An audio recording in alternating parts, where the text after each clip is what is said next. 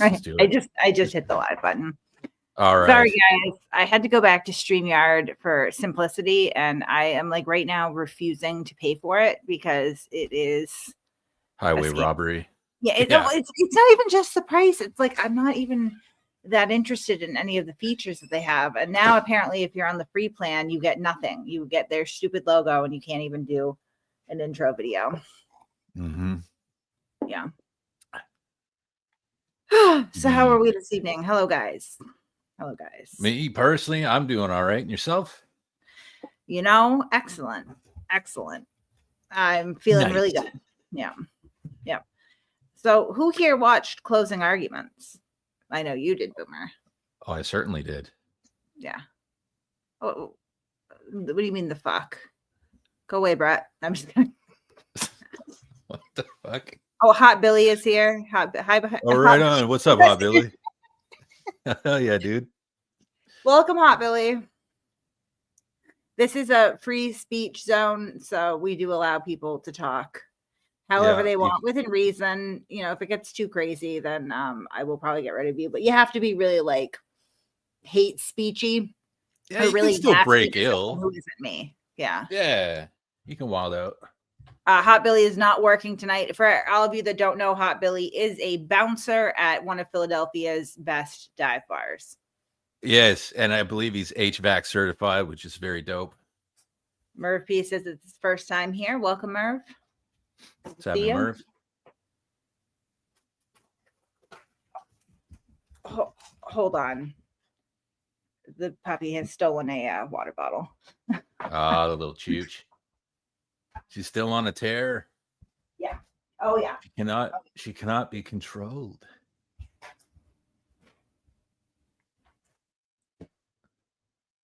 Shrimp fry. You're right. Did not get to watch it. I recommend it. It's quite something.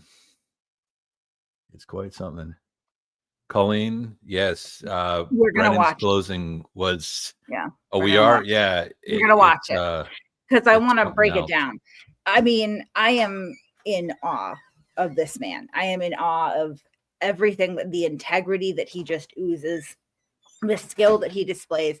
I mean, and I think that regardless of what the jury votes, right? Because the case is now with the jury. It's been handed over to the jury. They just started deliberations. I highly doubt they've gotten anywhere meaningful at this point because it was like an hour and a half they were in there before they left. Yeah.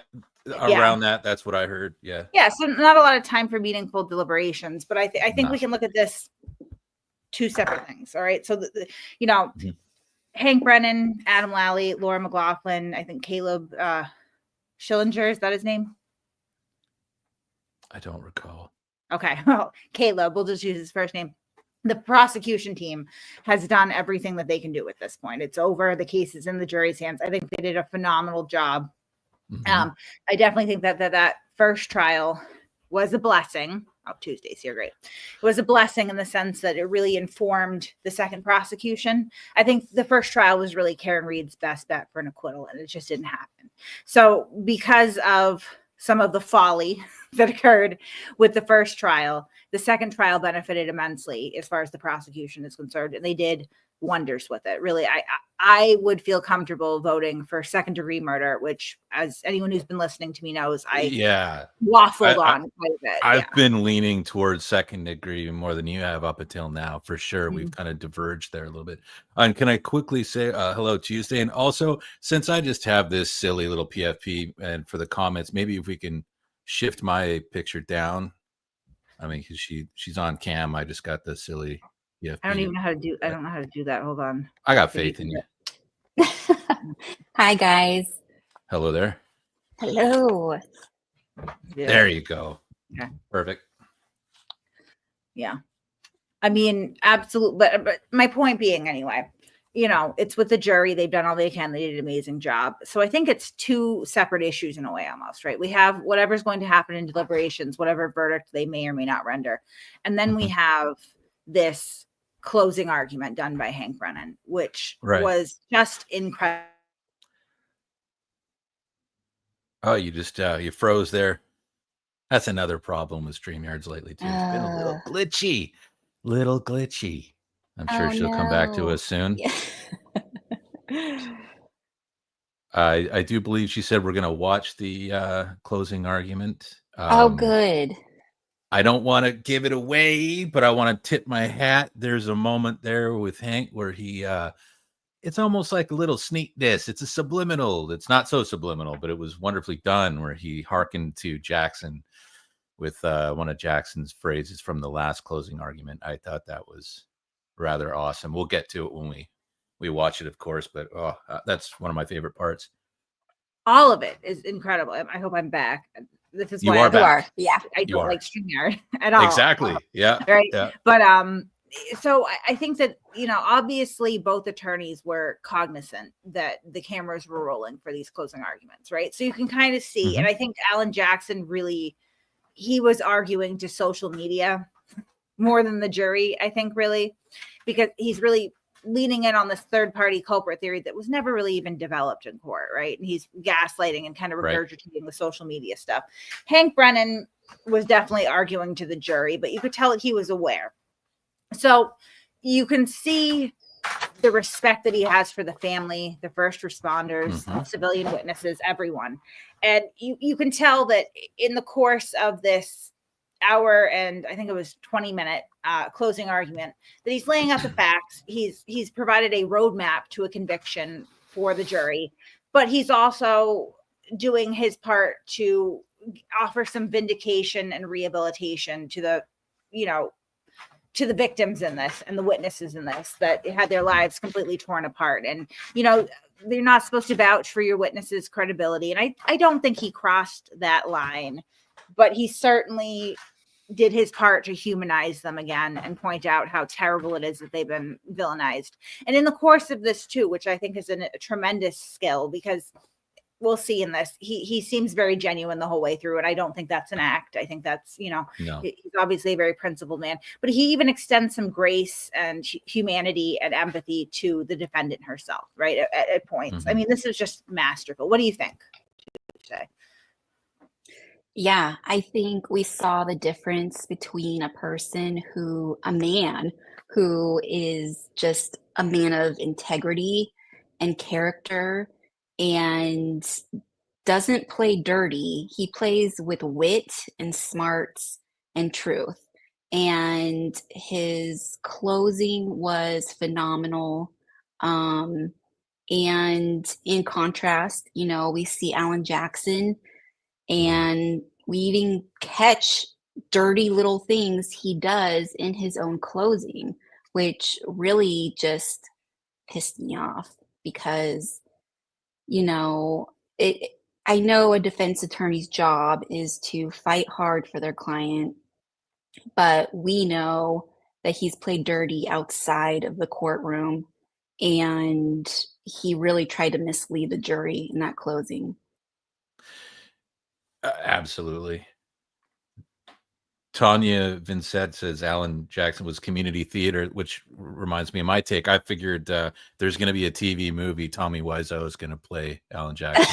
After I saw what he did there, it was so. Yeah. I mean, you expect theatrics from Jackson, but it was kind of, it was a little half baked.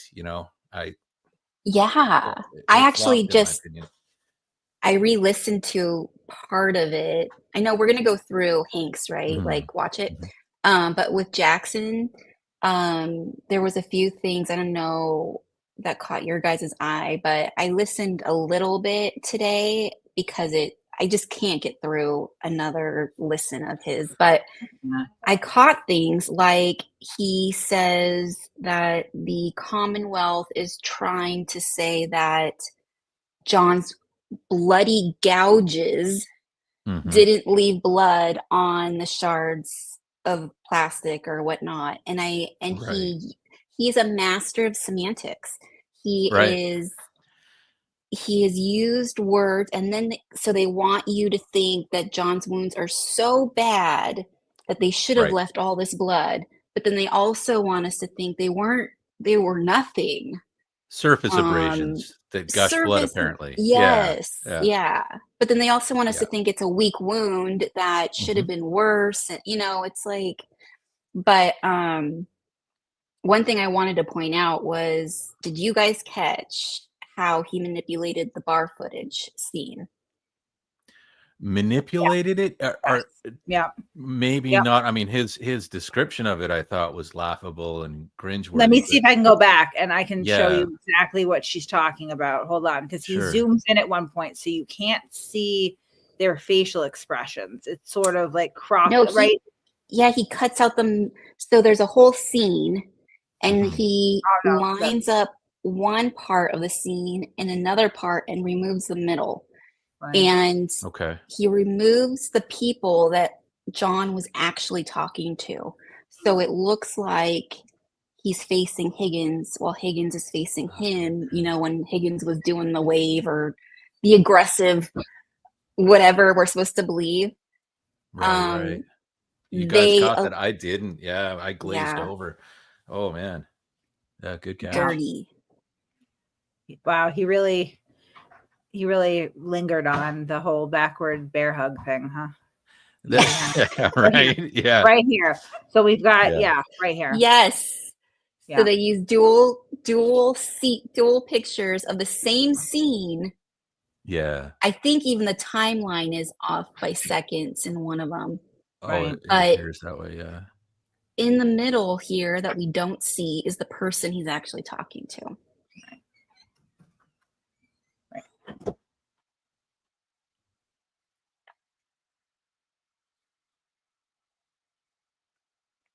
What a strange, they just piled so much supposition on this security camera anyway. I mean, if he's Mhm. aggressive and wanting to fight, we'll go back again. Like, no one is reacting.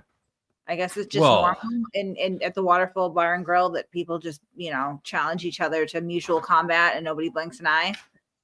Yeah, he called it fight practice, or what was it? Practicing their fight Practice moves. fighting. And Right. I still get the douche chills from that. Like, whoa, no dude is gonna be like, hey, check it out. They're practicing their fight. No. It's not a fight practice.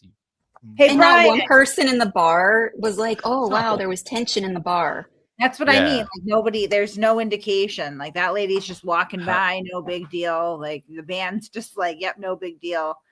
Well, didn't he call Higgins' text well aggressive? He did. That's on par with, He did. they're squaring off in their fight practice for their murder later. No one's gonna do that, man. Like, what are you saying? What are you saying? No, it's too ridiculous. Absurd. It is. I think that Cartoon I wanted brains. to point this out right here, okay? Because you're gonna see he's getting ready to start his opening. And look at Mhm. this moment. This was absolutely beautiful. He turns around and he gives Peg O'Keefe a reassuring look. Before it ever begins, before he says a word to the jury, he turns around to the family. Ugh. Beautiful. Makes me want to Absolutely cry beautiful. again. It's It's as respectful as you can do it. It's classic. not just respectful. This is principle. This man put himself on the line, right? He Mhm. had his practice and probably a pretty quiet life before sure. this. And as soon as you volunteer yourself to take this position as special prosecutor at a deeply discounted rate, by the way, I believe when they put the bills out, he was billing something like $250 an hour, which is Wow. unheard of, right? That is nothing. Trust me. That is a ridiculous rate, especially for somebody with his resume. But he's doing this knowing that he's putting himself on the line, and the bad reviews have certainly come into his practice. I am sure. I know we've seen a couple. I'm sure they keep coming. I'm sure that people go by this guy's house. I'm sure that they send nasty communications. There's a rumor that potentially his tires had been slashed at one point. Whether or not that's true, I don't know. I don't know if it's true either, but I had heard that. It's plausible. Yeah.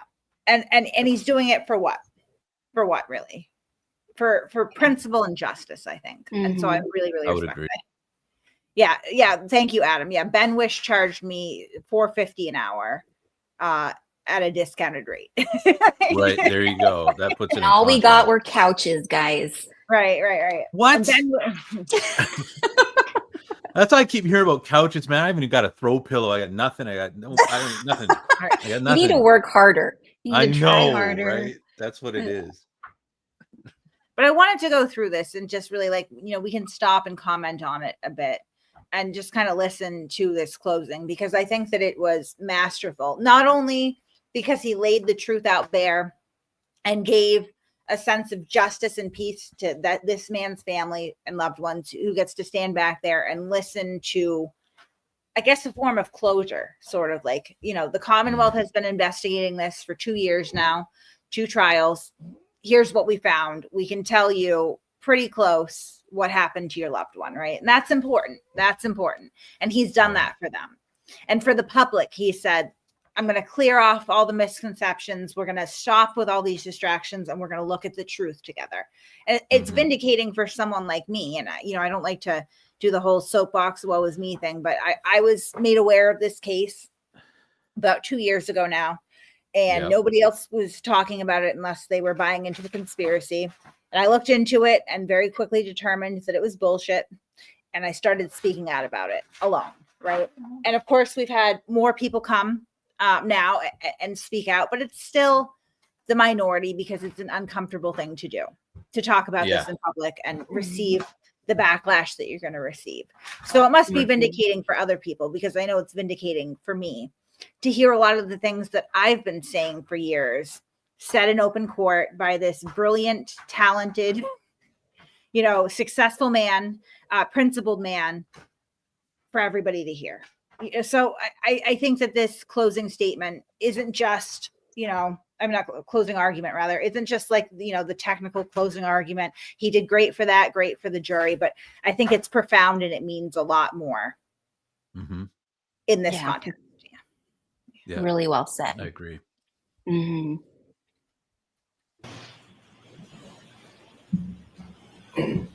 John O'Keefe was 46 years old. 46 years old. He spent his life helping people. He's described as a good man, kind, generous, thoughtful. He was a Boston police officer. He worked to help the community. Everything you've heard about this man, he was a good man. He helped people. When his niece and nephew had nobody, he took them in. He took them in.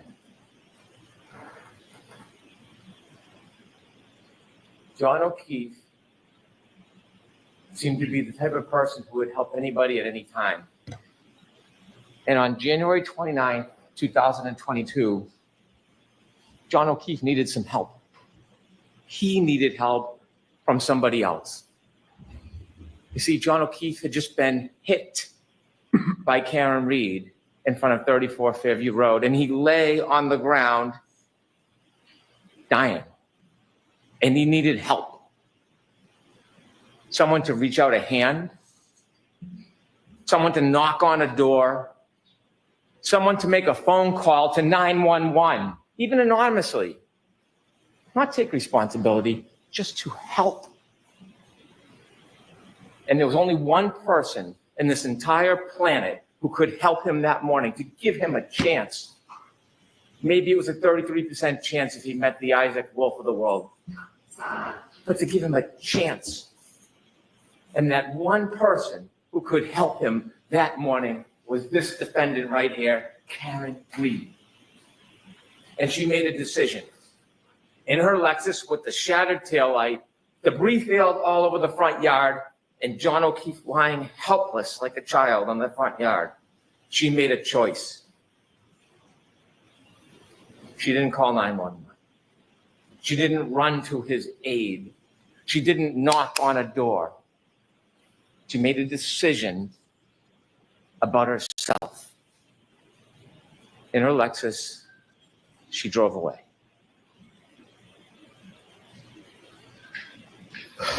She was drunk.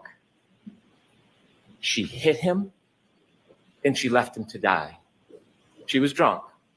She hit him, and she left him to die.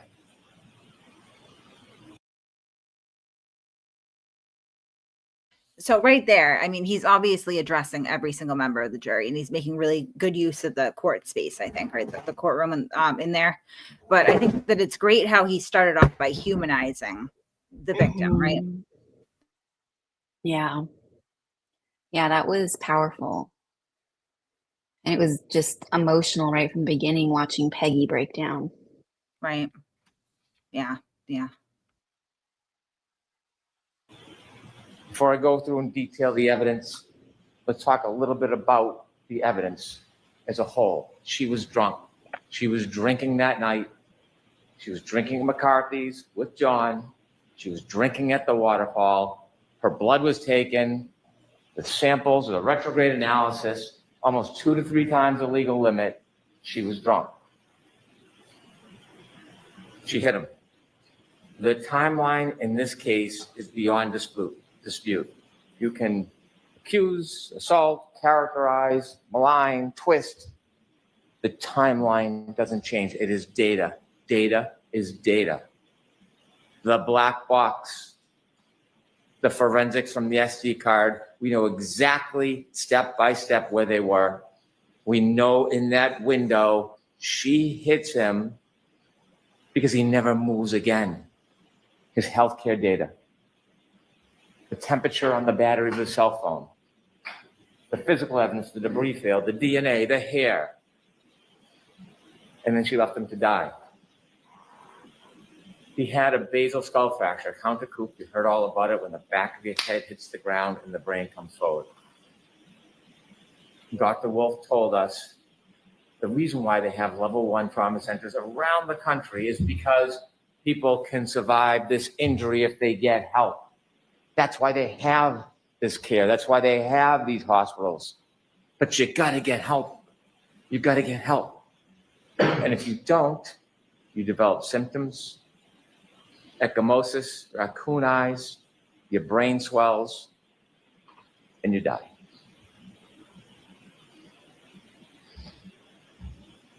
She was drunk. And that night was a recipe for disaster. But before we get to the drinking, in some ways, the fate of this night was sealed well before that night because John O'Keefe and Karen Reed were in a toxic relationship. This relationship was crumbling. We hear lovey-dovey, and it was crumbling, and we know it. And we know it because a month before, his niece Kaylee talks about when they went to Aruba. It should have been a wonderful event. It was discord. It was fighting. It was aggravation. And when they got back, the discontent was palpable. Miss Reed reaches out to Brian Higgins, text messaging. John O'Keefe, the relationship is crumbling. And you heard a little bit about what that relationship was like. Kaylee, his niece, told you when there was an argument, John would do what John does. He would walk away. She described to you one time to get away from the scene, he walked into his bedroom, but the defendant wouldn't let it go, pounding on his door, having to get the last word, never letting go of the fight. Kind of mirrors what happens on January 29, 2022. I am so glad that he drew that parallel right there too. I think that was absolutely brilliant, right? Mm-hmm. You're muted. Yeah, it was, yeah. Right when he said it, it was like, yes, thank you. She is impulsive, reactionary, and she cannot handle not having the last word. We see that every time she walks out of the fucking courtroom, right? Right. And she has to go straight to the media and speak. I've never seen a defendant need to dominate the narrative. Not talking in court is driving her crazy. I mean, you can tell her body is just, she wants to speak so much. I wanted to point out, I don't know if you guys noticed this, and I don't know, maybe it's normal, but when Jackson was giving his closing, so Elizabeth, attorney Elizabeth is sitting in a different seat than she normally is. And I don't know if that's to jury watch or what, but she's not in her typical seat. and Karen kind of pulls her chair out so the jury can see her direct on. And then when Hank gets up, AJ sits and blocks her so the jury cannot see her face. I didn't notice that at all. Yeah. So I thought that was really interesting. I didn't notice that either. No. I know she was kind of Good fake call. crying. If that's what it was, even with the one eye dab, maybe, I don't know. I still call allergies on her. I don't think she has the capacity. I mean, Yeah. I mean, if it was for herself, we know, maybe, or yeah, for her herself. sleeves, her long sleeves that need to be shortened. Right. And I just wanted to note, I was muted when you paused last time. I was running to grab some water, and that moment where he says, he was on the lawn like a child, and the camera's looking at him with Peggy in the background. When he said that, that was so damn heartbreaking. That was tough. Yeah.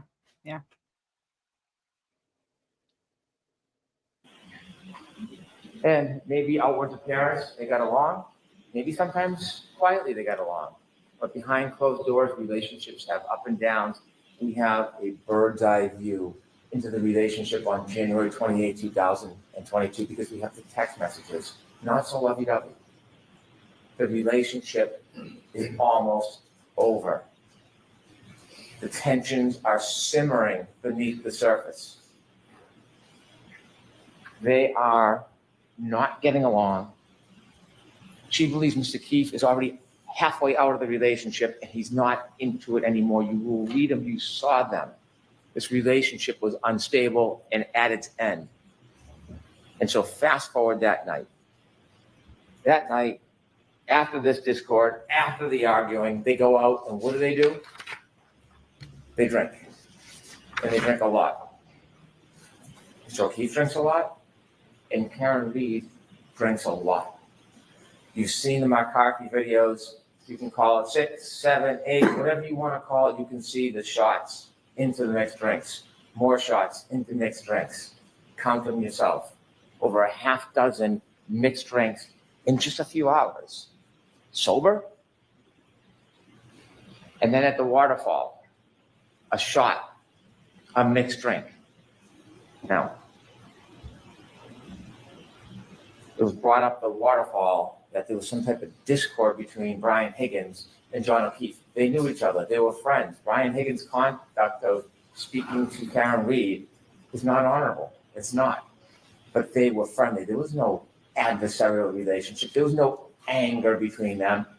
What we heard is they barely greeted each other. Could we have slide 1, please? At the waterfall bar, when you see John O'Keefe come in, here's him barely greeting him. That's him and Mr. Higgins, barely greeting each other. Reality sometimes is different than argument. This is a celebratory mood. Take that down, please. Celebratory mood. A bunch of friends. They're playing around. They're hugging. They're grappling. This is a fighting technique for a murder 2 hours later. Is that the story? They're practicing their moves to murder John O'Keefe. In the celebratory mood, you don't see any aggravation or animus between Brian Higgins and John O'Keefe. Inevitably, the next morning, Karen Reed is brought to the hospital and they take her blood. Now, the government doesn't have to prove that she was drunk. It is either that she's over the legal limit, 0.08, or she had enough alcohol to affect her ability to operate a motor vehicle safely, but you will know that she was far beyond the legal limit. After the retrograde analysis, almost 2 to 3 times the legal limit. Almost 2 to 3 times the legal limit. Now, it's been intimated, not come out and said, that maybe she went home and started drinking after she got home. No evidence, mind you, no evidence.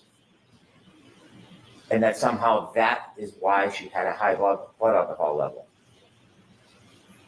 It's not appropriate for me to comment on the credibility of another attorney's argument, so I won't do that. But Karen Reed will do that for her. So if we listen to slide 2, she'll. And this is great too, the use of the clips again. I mean, what a gift. This was also the first moment we knew, oh, we're getting clips in this. It was right then. It's like, oh, right. yes. Yeah, well, I mean, it's great. I mean, and I've been saying that the whole trial, right? And I think it's really highlighted again in closing that like every time that the defense would fight on cross to try to dispel a point for the prosecution, Hank Brennan would come right in with a clip from Karen Reed and just she would be like a wrecking ball and just completely corroborate whatever that witness was saying, right? Yeah. I mean, she was their best witness, right? I think so. Karen Reed framed Karen Reed. Arca's test example E wasn't too shabby either. I think. I think, does Brennan hat tip to that in this? He does, doesn't he? He does. He says, "Thank you, Arca." He says thank you to Arca in this. I mean, like, that's polite. Yeah, it's a polite thing to do. It's polite. Yeah, right. The sneakness. I love it. Yeah. She'll tell you exactly what she thinks about that claim.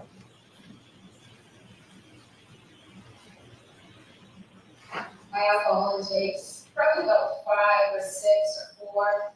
The drinks that they were pouring me at McCarthy's, which is where I consumed most of the alcohol, was the weakest flat time. It tasted just like all soda water with lime. Slide 3, please. I wouldn't have gotten on the expressway. I wouldn't have gotten on the expressway at 12:15 or 20 out. I mean, it was quiet. The roads were very quiet in Seattle videos. And I was going, when I've had a few drinks and I drive, I always drive extra slow. So I know my alerts aren't as sharp as they should be. But I shouldn't be driving. Thank you. Can you pause it real quickly? Do you think she drank when she got home? Are you there, Kate? No, she must have stepped away. There you go. Do you guys think she was drunk in that? In the interview? She in that one, the ID clips, she seems to be really slurry to me. Yeah, it's possible. It's also, I think she's a little bit of that, what do they call it? The duper's delight, where like she laughs and her affect is weird when she's lying. And, I would, everybody in the comments says yes. Everybody says yes. I'm going to go on a limb and say yes, because when she had drank what she had drank, as we know from the security footage at the bars, from what she said in the documentaries, and from the blood analysis, she didn't appear to the other witnesses as being, air quotes, all that drunk.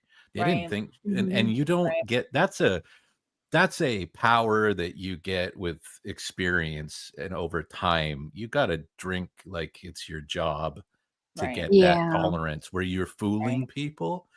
And she's not a large person, so she's not going to back. She's not wobbling. That's experience, right? So I would hazard to guess she's probably on some level intoxicated most all day, every day, to a degree or two. Yeah. Well, I think she, in a lot of the other interviews, she comes across extremely high strung. And in this interview, she just kind of seems like, I wouldn't get on the expressway. It's like, are you drunk right now? Yeah. My favorite part of that, honestly, is the cavalier way that she talks about drunk driving, though, because she's like, I always drive slower when I've had a couple drinks. Like that's like the that proverbial like, oh, I'm a better driver when I drink. Like it's not like I'd go on the freeway. I'm not crazy. Well, even in the Vanity Fair article, which just that whole entire thing pisses me off, but she talks about the bar and she just says everybody in Canton drives drunk, which I think there is a drinking and driving problem in general in the Boston area. I feel like I'm not from Boston. I've never seen so many stories of drinking and driving, and I think, you know, it might be a bigger issue out there. I don't know, but she blames it on everyone else. She never Right. takes accountability. She's like, everybody else in Canton drinks so much and drives. Anyways, I got in my car and it's Right. like, Yeah. Yeah. you know, and Glass she hit houses, him right? in his drunkenness. Yeah. Yeah. And I don't know that we ever really got a handle on how much everybody else was drinking there too. I think there's this sort of assumption that happens, and I've actually honestly never asked because I don't care. But I don't think we've ever had any testimony that would indicate that everybody else was drinking as heavily as Karen was. Really. Right. Yeah. And so I think, unfortunately, people just kind of like, oh, well, everybody was drinking and driving. You don't know that. We just know that Karen, No. right? Well, even her friend that testified, that one lady that testified on her behalf for the defense, I don't remember her name. The Karina. pharmacist lady. Yeah, Karina. she was drinking water, she said, Right, that night. right. Mm-hmm. Yeah, that woman had a little bit of a problem with the truth. So, I mean, again, we just don't know. We just don't know. But we know that Karen was drinking heavily, and that's the thing, is that Karen is constantly trying to diffuse responsibility and attention on herself all the time when it comes, you know, to this, right? Like, oh, everybody was drunk driving. Like, but we're only talking about you, though, Karen. You're the only one who's out for murder as a result. Yeah, exactly. Right. You're the only one that reversed that 75% throttle. Right. Yeah. Yeah. After pulling forward, and you could have gone away. You could have. And, you know, I'm skipping ahead here, but like that, I think Hank Brennan did. So I've been like on, you know, everywhere, every platform I can, trying to explain to people, like, listen, I read the statute here, and my understanding of that third prong is you don't have to actually intend to kill anyone.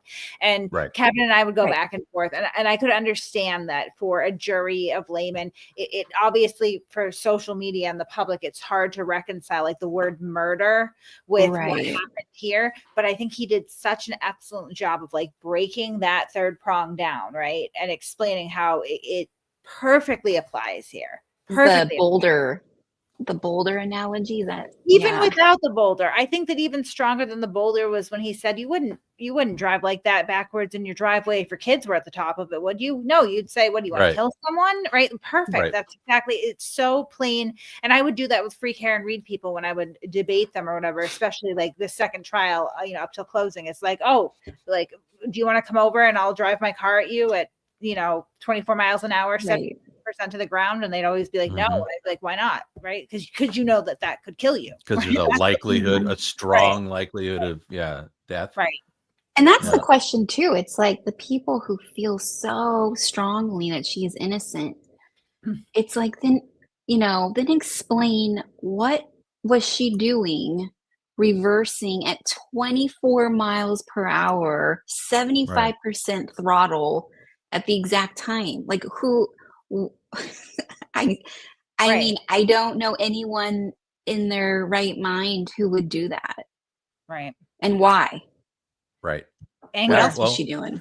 Drunken anger. That's, you know, she was angry, and clearly, and that's what, like, I mean, that's just so masterful what he did here, but tying it and explaining, like, look, she's someone who gets angry. She bangs on the door, you know, she calls Ippies for a drive and says that, you know, the kids are all freaked out when they're not, right? Anything she can do to get that last word. And that's what that is. That's what that is. I've been screaming that till I was hoarse, man. Like, I fully believe it was like, no, you don't. You don't walk away. You don't say it's over. It's my, I get the last word. Absolutely. And she probably did just want to back up and yell at him. Right. Probably. Honestly, that's probably all or scare him maybe. Or, you know, force him to get in the car, not force him, but guilt him or yell at him to get back in the car. Right. Continue the argument at least. Yeah. Oh yeah. Right. Mm-hmm.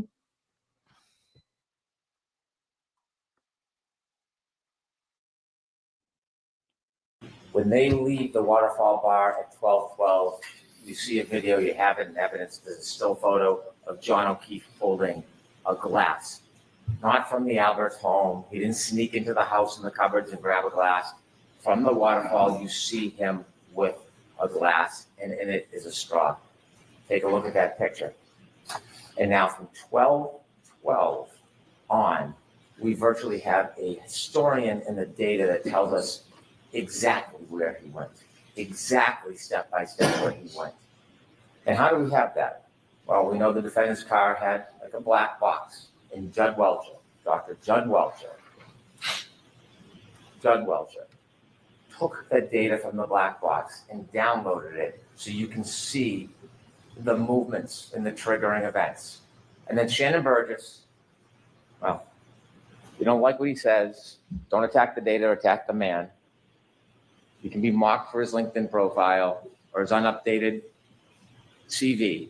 But what he did is he found a key critical piece of this case that did not exist before.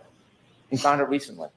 And it was that SD card, the SD card that everybody missed, including the defense expert. Everybody missed it. So as much as you want to make fun of him, Shannon Welcher found the key so that we could have the time and date and location coordinated for an impenetrable timeline that can't be broken. I have to switch tabs back and forth, but right here, I think it's one of those moments where he skates close to vouching for the credibility of his own witness, but like for a noble purpose, right? You know, he is yet again, like this guy got ripped apart on the stand for not having his bachelor's degree yet. That's essentially what that was. They can say that he's a liar. They can say that it was fraud. There is no reasonable human being that would listen to both the direct and the cross-examination and the redirect and the recross and walk away and go, oh yeah, that guy lied on his resume, right? That's not what happened. And I don't even think that was the full force of Alessi's questioning. It was to continue to demean him for not even having a bachelor's degree, when these guys with master's degrees and doctorates that they pulled in couldn't do what Shannon Burgess did. And so I think that it's wonderful that he took the time in his closing to point that out, not only so the jury recognized that and puts his testimony in perspective in the right place where it should belong, right, which is this inassailable data that he was able to find, but also because the guy was ripped apart for no reason. And like, it just makes the prosecution again look fair-minded and noble, because in this case they are. Absolutely. You nailed it. I mean, he rehabilitated the witness, even though the witness didn't necessarily need to be rehabilitated. He was just demeaned, you know, by the defense. And they, again, used their little manipulation tactics to make it seem like he was being deceptive. And I mean, I even went on LinkedIn and I was like, I went directly to the education portion and I looked at, and it just says graduation date or expected date. So, you know, it's very easy to misconstrue that he was trying to be misleading. You know, his company, I feel like his company probably should have done, in fact, Lydia, I don't know if you guys know Lydia on Twitter, but she's a brainiac, and she was able to pull up, I guess there's apps where a lot of HR companies, they pull information from LinkedIn and bring it directly to their website. And she was able to pull and see that their information was pulled from LinkedIn for all the resumes on their website. So something happened, you know. I mean, I would concede to the defense if they had proved that he himself turned into the court a false CV. I would concede to that. And I thought that's where they were headed. I was like, oh, I was bracing for that. Like, you know what? I'm not going to back something up if it's stinky, it's rotten. And I'm like, oh. And then they just drop it and say, no, it's not matching. What he handed in is correct, but it's not matching the LinkedIn. And that disconnect is not a lie. That would have, I mean, I would have had to concede that, but that was completely cleared up. So to hang on that, like that was proof of a lie, that's ridiculous. Right. But I think that, again, like, you know, it's that trying to undermine his credibility and make him look like a liar. But really what they want to do is continue to drill into the jury's head. This guy is, you know, he doesn't even have his bachelor's. It's really pretty nasty. It's really pretty nasty. Yeah. And there's a lot. I heard the jury's fairly on the young demographic, or a lot of them are. And there's a I believe new so. generation that knows that college degrees are not as how they were maybe when, Not we perceived were. the same. No, definitely not. Yes. No. You can get certifications. I mean, my husband, without saying what he does, he's got an extraordinary career, and he was in the Navy. And he has yet, this is honest to God truth, he's been working on his bachelor's on the side for since at least 15 years. And it's because he's certified, constantly gets certifications, and he's the top of the company. He is in a phenomenal career, and it's like, I need to finish that bachelor's degree just because it's there, it's Mm. 3/4 done at this Looming. point. Yeah. So it's, and he'll take a class once in a blue moon. So ironically, I totally understand this exact situation. Yeah, Right. it sounds like the exact situation. And it's more of a personal directive for him, like a personal. Something. Sorry he didn't go back to school. He was too busy working in the field that he's been brought up as an expert for. He worked for Interpol, Shannon Burton. Yeah. He was Sorry, I'm working busy for working for Interpol right now. Right. I can't go study at college oh my God. Right. They're so picky and weird. He doesn't talk like the other the ones that actually have their PhD, the ARCA guys, where they were so pompous and pretentious. Yeah. It drove me fucking crazy. Right? It's Yeah, they were snooty little dorks. Yes. Like, yeah. Yeah. Like, I'll take the guy with the 300 certifications before I'll take you guys. Right. And it's like, I think he says it, he's about to say too, if you don't like the message, you shoot the messenger. You don't like the data that he has, we're going to attack the man instead. And that's really what it was, because regardless of how you walk away feeling about Shannon Burgess, which I share Hank Brennan's opinion about the guy. Oh my boy. Yeah. He really unlocked this case. He did. Yeah. Oh, that SD card that the defense expert accidentally overlooked. Yeah. And again, I'm not super duper tech savvy, but I've seen what an SD card enclosure, the little housing, it's small, but it's distinct. You can see it. I can't believe, that's just me. I can't believe that it was an oopsie doodle that they didn't see it. I think that was just I think it was overlooked for the right paycheck. That's just my opinion on it. Yeah. Well, I know nothing. Can't say I know. Wasn't in the room. Wasn't in the room. But if I had to bet with other people who were assuming, that'd be my bet. That's what Shannon Burgess did. And so we know on the way from the waterfall to 34 Fairview, Miss Reed is driving drunk. Mr. O'Keefe is in the passenger side of the car, and they're heading their way to 34 Fairview, and they get lost. And now we have more data because John O'Keefe has a cell phone. And I said it in the beginning, it is a historian. Doesn't suffer from bias, doesn't suffer from prejudice, it doesn't suffer from memory loss. It has data on it. And he puts on Waze, high location data, as Ian Whiff would say. And it tells you second by second the speed, the location, the movement. That's what it does. And he has healthcare data on that phone. The healthcare data separately shows his movement. And that is critical. It is critical because it not only shows his movement, it shows when he does not move. That healthcare data is critical. And it's not subject to bias. It's not in dispute. There's no other contrary evidence. It is data. On the way to 34 Fairview, alcohol fuels tension. We know that. And we know from those text messages the tension in that relationship. And then there's a trigger. There is a trigger on the way because they're lost. And when John O'Keefe calls Jen McCabe for directions, Jen McCabe says something that triggers what's going to happen next. Could I have slide 4, please?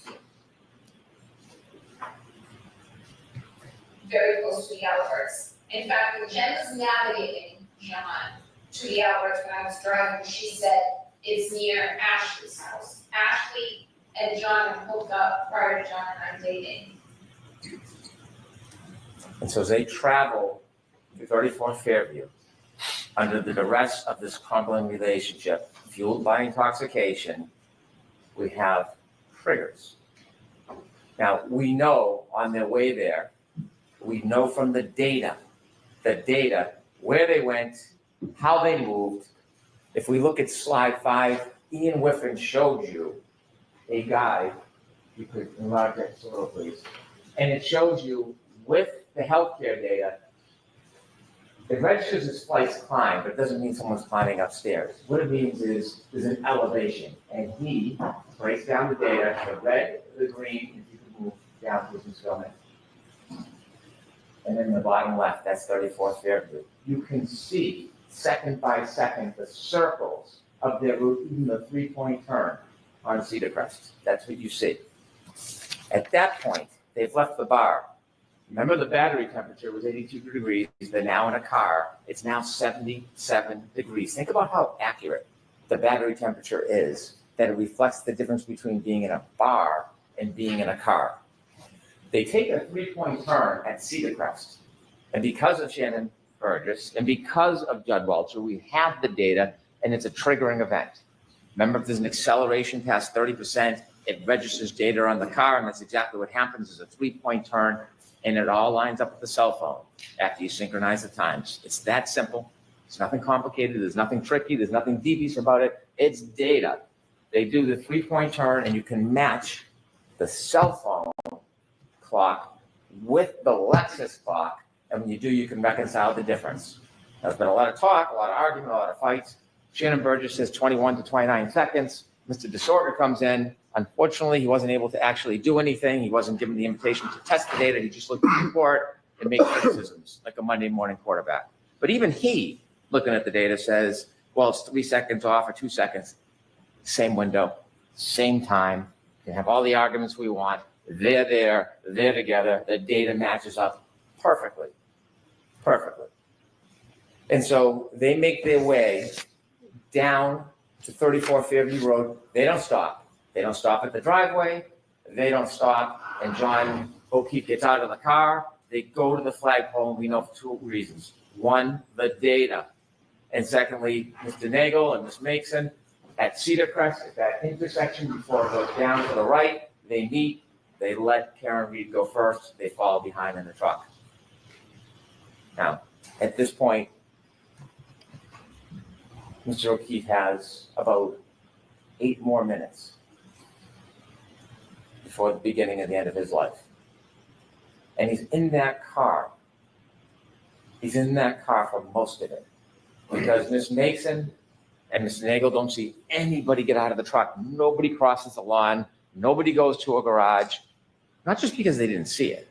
And they didn't. Not because they didn't see it. Because the healthcare data on the phone shows that John O'Keefe is not moving. The car is stopped at the flagpole. The healthcare data stops. The battery stays at 77 degrees. The data is the data. You can't change it as much as you want to. It's data. And they sit at that flagpole for minutes. It's 12, 24, 33 when they get there.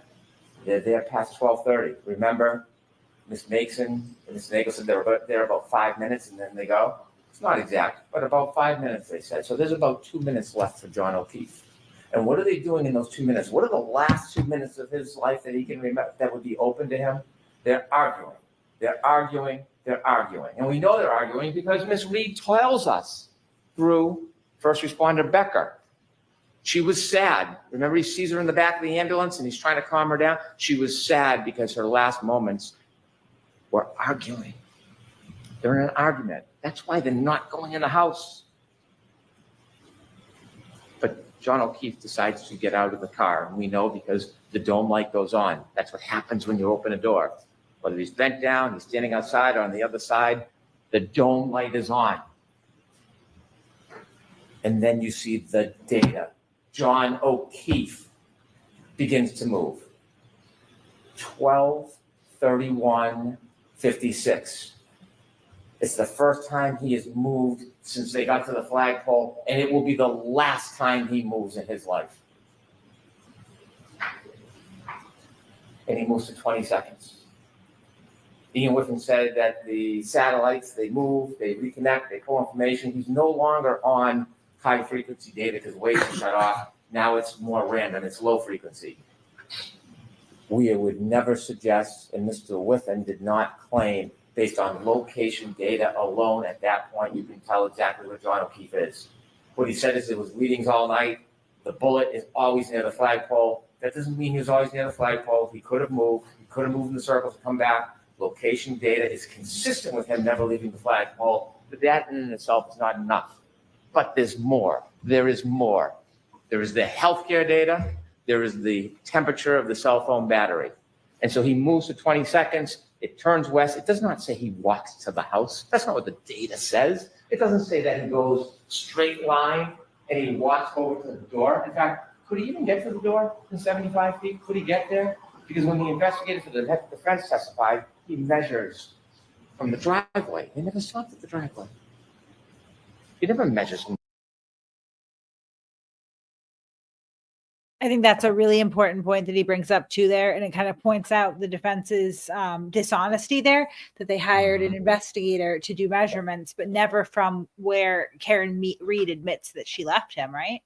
Mm-hmm. Right? There's no controversy that she was on the left side of the house near the flagpole. She was seen there. She admits there. She goes into this long diatribe about how it's not Hammersmith Farms. She left him on the left side of the property. That's approximately where he was found, right? Why didn't they go measure from there? Only from the driveway. Because I guarantee they didn't like the information they got, the measurement they got from the flagpole to the house. It didn't fit the narrative. And he points that out here. And I mean, so far we have such a cohesive, easy to follow story. It's grounded in reality. There's data and facts and testimony to back it up. A lot of this is uncontroverted, right? Nobody's even arguing this as far as the data goes in particular. And that's a real strong theme in this. I love that his closing is essentially a roadmap to conviction for the jury, right? And he highlights things that are important to look at during deliberation, and he explains the statute and how everything fits. It's brilliant. It is also a really interesting balance between like the sort of human element that he hits on in between and amongst the technical data. Mm-hmm. So it's the cold hard facts and the weight of the emotional impact of this case. Like, to balance it that well, it's impressive. Yeah. It kind of makes it 3D, it's not just one flat perspective of data. Right. You turn the cube and it's real humans involved in this story. I really wish I could have, or someone could have, an authentic conversation with someone who actually thinks Karen is innocent. I would love to have, a non-aggressive conversation where I have questions like, the cell phone data circle never reaches the garage, ever reaches the garage. But they need him to be in the garage because they have to have the temperature of his phone that was decreasing. Right. Mean he was somewhere where it would decrease, and that's the only place they could put him. And then also with the steps that you pointed out, Kate, it's like they didn't measure the exact steps from where he actually would have gotten out of her car. It's like, how do you make sense of this? If you don't think Karen hit him, what happens? Because you can't form a story properly from the data. Right. This is the only story that fits. I just I don't get it. And again, versus Jackson's closing, which was just rife with speculation and we have here. It was theatrical. Yeah, extremely. Tommy Wiseau versus Brennan. I mean, and not to mention, like I'd say, like he mixes the technical with the emotional. He also manages to sneak in some funny digs too. Right. Yeah. I don't want to forget that. Like, Does. it throws a little comedy in there too. You gotta respect it. He is so witty. I had a professor once that said that wittiness is one of the highest forms of intelligence. Absolutely. And I believe it. You got to be, his quickness. What I was going to ask real quickly, I don't remember, or maybe I didn't catch it, but what did Jackson say? How did John's phone get back on the lawn? No explanation. I don't think He yeah, didn't. they never touched on. They just Mhm. avoided everything that was inconvenient, and that happened to be a lot. Yeah, and they Right. really try to avoid the data. They really don't Yeah. want to touch the data because they couldn't even combat it, right? They offered not one witness that disputed this data at all. I mean, They you'll notice they he sneaks it in quite a bit, just like Karen Reed said outside. So this guy, he doesn't sleep. He doesn't take a day off. He's always paying Yeah. attention because he says several times, the data is the data. And that's a Karen Reed quote. they Yeah. played tug of war over seconds. They couldn't Right. dispel it entirely. Yeah, Right. that's all they had.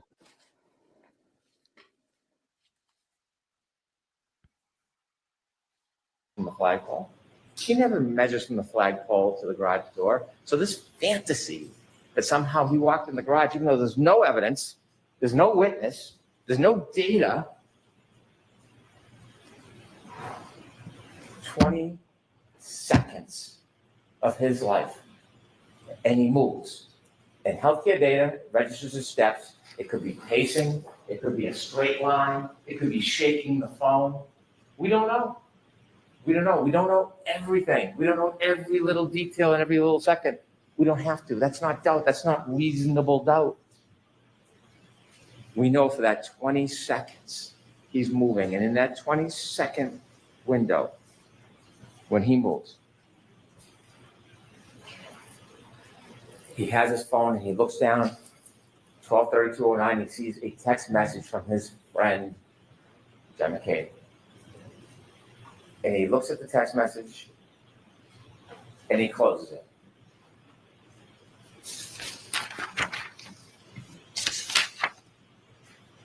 And then it happens.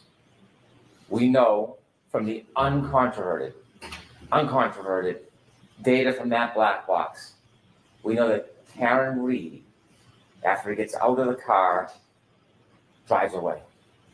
She drives for at least 33 feet away from him. He's back near the flagpole. She's gone. It's over. Whatever argument is over. Whatever anger and flame has been dispassioned, she's moved on. He's separate from her. He's safe. And then she makes a decision. That's what this case is about. Then she makes a decision. She could have driven home. She could have broken up with him. They could have talked about it the next day. Or like knocking on the door, like Kaylee said, getting the last word. She doesn't drive away. She takes that 6,000-pound Lexus and she makes a decision. And the decision is that she steps on the gas after banging it into reverse. Before we talk about what happens next, I want to talk to you a little bit about the charges in this case. And I hate to digress, but it's important so we really understand what we're talking about here. I have no authority to talk about the law in this case. The Honorable Judge Cannoni will do that. But I want to talk to you a little bit about the charges. Don't rely on my interpretation of the law. It's the judge who has that special power. But I want to explain to you a couple of things so when you think about what happens next, you can really assess the facts of this case with the charges against Ms. Reed. She is charged with second-degree murder. It sounds ominous, it is. It's a serious charge, second-degree murder. When most people think murder, they think shooting or stabbing somebody. It's natural to think that. Second-degree murder is different. It's not first-degree murder. I told you at the beginning of this case, I told you that we were not going to suggest or try to prove that Ms. Reed intended to kill John O'Keefe. That was never part of this case. We're not claiming that. I told you that we were not ever going to try to prove that she even intended to hit him. We never suggested we would try to prove that, and we're not trying to prove that she intended to hit him. We're not. What we are obligated to prove, and what we have proven from the evidence in this case of second-degree murder, is that she intended an act, and that is putting the car into reverse and heading back towards John O'Keefe. She intended that act. The question then becomes, did her conduct create a clear, plain, strong likelihood of death? Late at night, dark, beginning to snow, under the influence of alcohol, knowing where she stopped and left him after an argument, heading back in reverse to the exact spot or right near where she left him at over 24 miles per hour, accelerating at over 75%. You need to ask yourself, are you convinced if somebody does that, does that create a plain and strong likelihood of death? And if there's no doubt in your mind that she intended to hit that accelerator in reverse, and that conduct will create a clear and plain likelihood of death, then she's guilty of that crime. Whatever the label is, she would be guilty of that crime. Now think about this. Let me give you an analogy. If somebody, maybe a teenager, someone young, impulsive, is on a bridge and they see cars going by and they have a boulder and they want to throw the boulder off, they're not looking to hurt anybody. They're not meaning to kill anybody, but they throw the boulder off the bridge because they want to see the car break, the thrill. And when they throw that boulder off the bridge and it comes down and lands on the car, and there's somebody, passenger, child, anybody in that car, and it then goes through the roof and kills the person in the car, did they intend to kill that person? No, they were trying to have a thrill throwing the rock. Did they have the malice to want that person dead? No, they didn't. But that would be an example of second-degree murder. When you take a boulder and throw it off a bridge, there's a plain and strong likelihood of death. When Karen Reed, in the midst of that tension and fight, after she drove away and was gone, disengaged, when she came back for the last word, in the darkness, the beginning of the snow, under the influence of alcohol, and decided to stop her Lexus, decided to put it in reverse, decided to accelerate 75% in the exact same direction of where she left him, and then hit him, and he died. I suggest to you that is second-degree murder. The other charge, operating under the influence of alcohol, manslaughter. It's different. It's a totally different and separate charge. Was she under the influence of alcohol? And then secondly, did she operate her Lexus wantonly and recklessly in a way that would very likely result in serious injury? When you're under the influence of alcohol and you drive a 6,000-pound Lexus in the heat of the moment at the direction of where somebody is, whether you intend to hit them or not, I submit to you that is wanton, it is reckless. And any reasonable person would think it's very likely that serious injury would result. It's not a matter of intending to kill. It's not a matter of intending to hit. It is the conduct of the operation and the risk that is created. And so those two charges are two of the three. The three is leaving the scene, knowingly causing death. And we'll get to that. So now, sadly, we need to get back to 34 Fairview Road where we left. We know from the tech stream data that she drove 33 feet at least, because it only picks up a 10-second window. And when it starts to pick up the data, we know she's driving at a speed. So it's more than 33 feet. We just don't know. And then when she comes back, she covers it for 33 feet and 50 more. 80 feet. 80 feet. Over 80 feet. Now, nobody has ever suggested, even Dr. Welcher, when she collided with them. This data doesn't tell you collision. It's a 6,000-pound Lexus. It's a 216-pound man. It's not going to show a blip. It could have been in that 10-second window. It could have been 2 seconds after. It could have been 4 seconds after. But it's in that pocket of time, and we know it. We know it because when you reconcile the data with the phone, that 20 seconds is in the same window of that 10-second window coming back. So even if it's a couple seconds later, 4 seconds later, whatever Mr. DeSorgo wants, he stops moving. John O'Keefe stops moving forever. Forever. Next slide 6, please. You'll get to see this more closely, and you can probably see it where you're sitting, but there's important data. Data doesn't lie. And you will see acceleration, 75%. You will see speed, 24 miles per hour backwards. You will see distance, over 80 feet. That's what you're going to see in this data on that night. Anger, although not necessary in any of these charges, anger can be inferred for somebody to come back that hard, that fast, that reckless, that obvious, likely to create a plain and strong likelihood of death. That data tells a story that can't be changed, can't be attacked. ARCA, they did some crash tests on me. You know what else they do? Text string data. There's nothing about that data that is uncertain. Nothing. Take that down, please.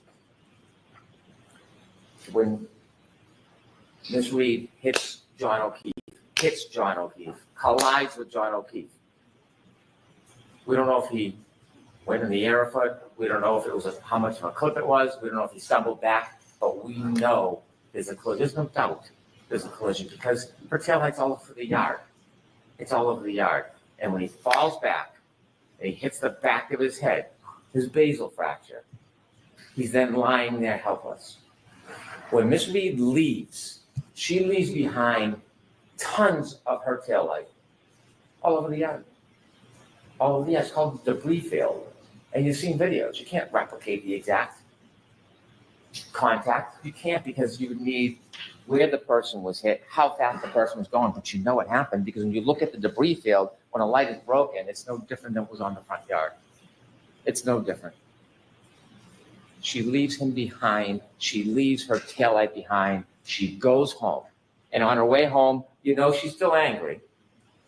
You know she's still angry because she starts leaving him voicemails. Slide 7, please.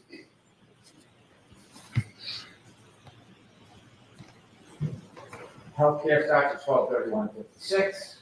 12/32/04 to 12/32/12 is the data which is adjusted when you reconcile the clocks on the Lexus. 12/32/09 is when Mr. O'Keefe closes his phone after looking at Jen McCabe's text. 12/32/16 is his last steps. Mr. DeSorgo says that red range should move a little bit, 2 or 3 seconds. They can move it 4 seconds, 5 seconds. It doesn't matter. It's all in the same window. It doesn't change. We could have slide 10, please. Can you play that, please?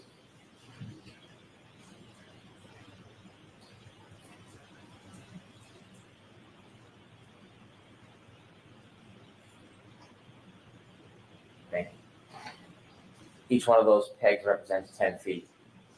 You can't place that car where it was in front of Fairview. You just can't. The data doesn't tell you that, but that tells you the movements of that car. Now, as John O'Keefe sadly lays on the ground, abandoned, you're going to have to ask yourself a question for charge number 3, leaving scene, knowing somebody was injured and then died. You're going to have to ask yourself, is there evidence that Miss Reed knew that she had hit him? Don't need to prove it for murder 2. Don't need to prove it for OUI manslaughter. But for the third charge, Commonwealth has to prove beyond a reasonable doubt she knew she hit him. We weren't there, but there was an eyewitness. There was a guide. And that eyewitness tells us that she knew. And that eyewitness is Karen Reed herself. She tells you that she knew. Could we have slide 8, please? Could I have hit him? Did I hit him?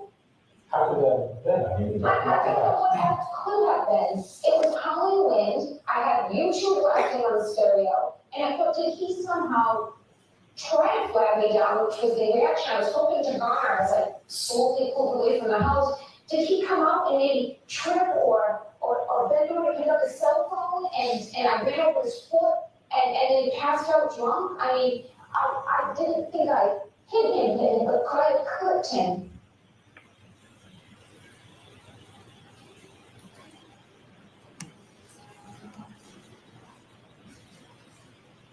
When she left Fairview and left John behind, she didn't think he was mortally wounded. But she knew she hit him. She knew she'd hit him. And so when she made her way back home, not only did she leave debris field all over the front lawn, but she took evidence with her too. Hair, DNA on the taillight, and she drove back to John's house. And she started calling on the way back, 12:33, just a minute and a half later. And then her messages show her anger. You see, this was John's fault. This was John's fault. And her phone calls tell you about the tone and the destruction of that relationship. 53 phone calls that night. 53 phone calls. Not one to 911. Not one to Jen McCabe, please go outside and try to help. Not one to a hospital. Not one to anybody but him. 53 calls. Slide 12, please.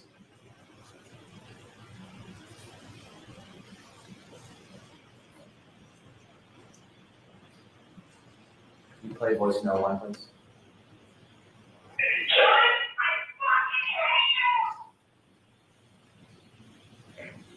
The calls keep coming. Cell phone temperature, 72 degrees. He's been outside now, not moving, on that cold, hard ground with his cell phone under him.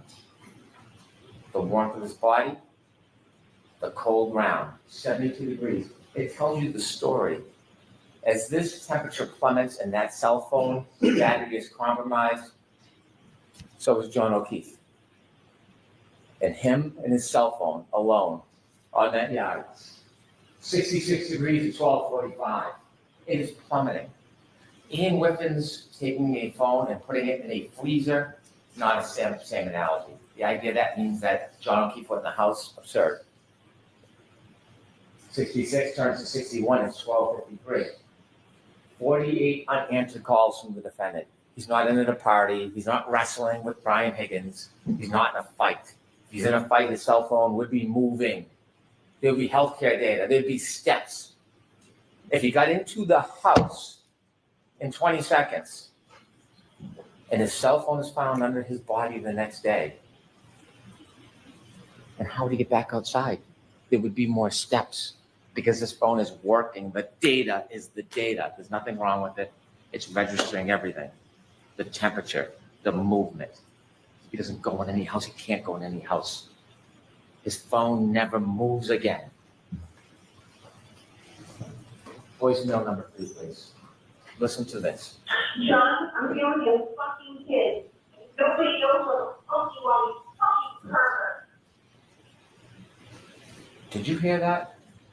Nobody knows where you are. It is 12:59.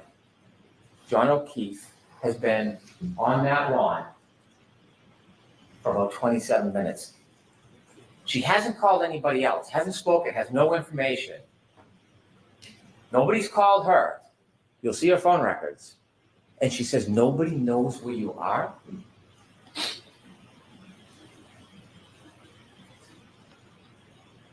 She knows.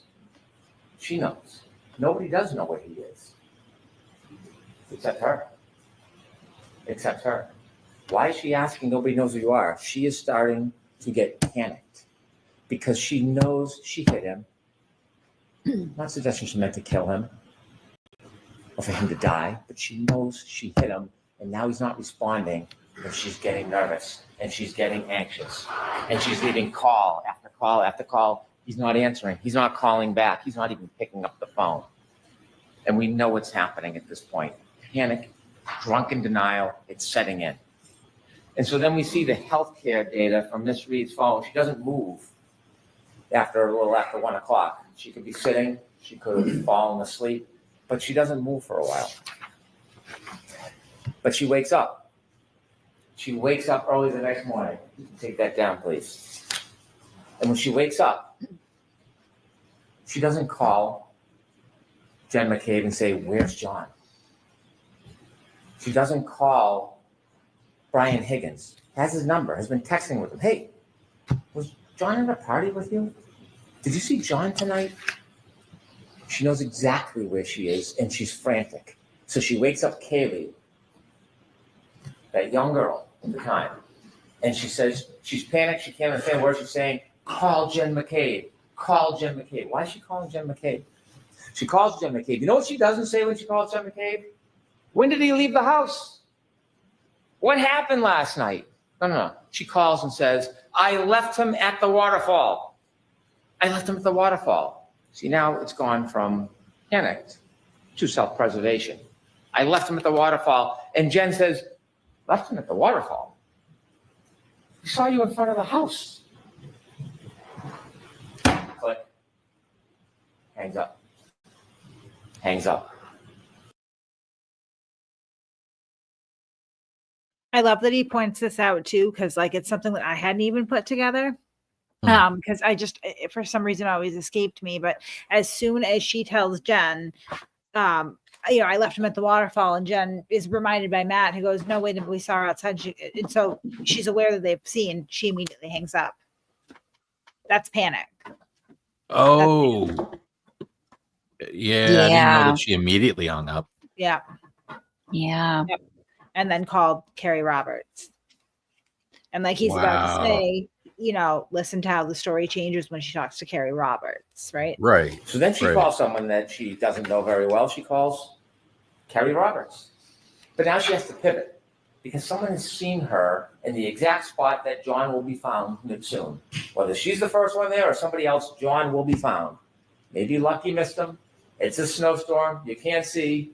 But someone's going to find him at some point.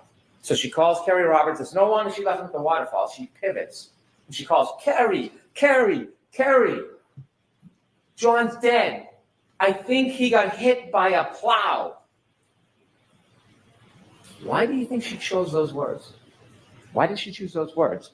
Because she knew that there was a collision with a large motor vehicle, and she had to substitute her 6,000-pound Lexus for another big vehicle. "I think he got hit by a plow." And so now we have the introduction of Jen McCabe and Carrie Roberts. Phone calls that they probably never, ever wanted. A worse nightmare to get a call like that for what's going to happen, what they're going to see, what they'll never be able to forget. But because the defendant is John O'Keefe's girlfriend, they wake up in the middle of the night in a blizzard out of their kindness, their loyalty, their devotion to John O'Keefe. And when she calls them and tells them that she wants them to come out, this soccer mom with a perfectly normal life gets drawn into this whole farce, and she answers that call. She gets out of bed.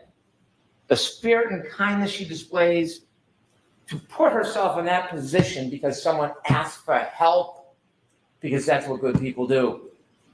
Carrie Roberts didn't know Jen McCabe. They both knew John. They met each other once years before. Carrie Roberts, separately at that time, answers the call, gets out of bed, drives to go help because they have a common denominator, a common bond. John O'Keefe. And so you hear and see at 5:07, the defendant leaves Meadows. She leaves. And Kaylee is behind waiting. And you see her back up, and Judd Welch just showed you all of those demonstrations where you could see the unsettled snow in the back, and after the bump, you can see the pieces missing, no taillight. There's no taillight on the ground, all the white snow. There's no crack, there's no break. It's a nudge. It's a nudge. But the taillight has already been broken because when you look at the video, not one little piece, it's still framed, little angle with the light, the brakes are. You take a look, you'll be able to slow it down. You'll see the exact same piece is missing because it's back at Fairview. That's why it's missing. It's not there, it's back at Fairview. And then she leaves at 5:07. She gets to Jen McCabe's about, 5:35, 28 minutes. It's about a 10-minute ride. Where did she go in 28 minutes? Where did she go? We don't know. We don't have data for that. But we know when she gets to Jen McCabe's house, she is panicked, frantic, out of her mind, screaming, waking everybody up. Jen McCabe comes down, can't understand her, going out to the car to try to console her. Why is she so frantic? Why can't she speak? Why can't she say a word? Because John went out and had a drink and fell asleep on a couch? Because John would maybe be cheating on her? What is causing this extraordinary duress? Did she stop somewhere on the way by? Did she just see death? Kerry Roberts comes, take charge kind of person. She pulls him behind. She sees the broken taillight in Jen McCabe's driveway, and she decides she's going to commandeer this. We're going to the back to Meadows. You're going to follow me, leave the car, I'll drive. At this point, Jen and Kerry don't know each other.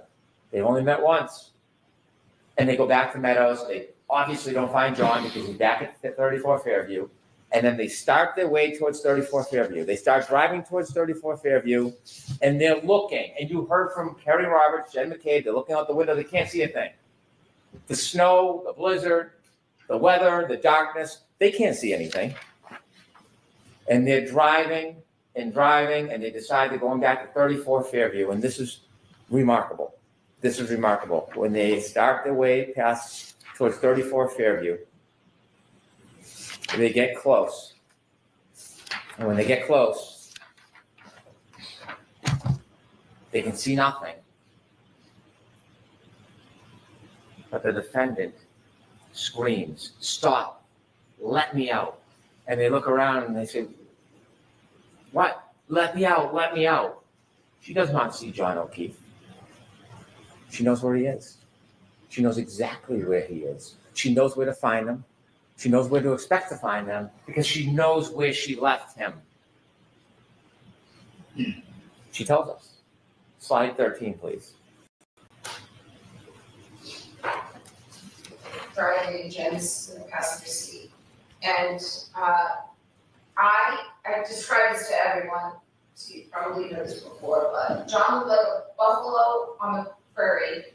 It was just a lawn in a heat that it wasn't a bush or a hydrant or a dog. It was a weird shaped lump at that time in those elements. And I was looking to find him on the side of the road. I was expecting I'd find him.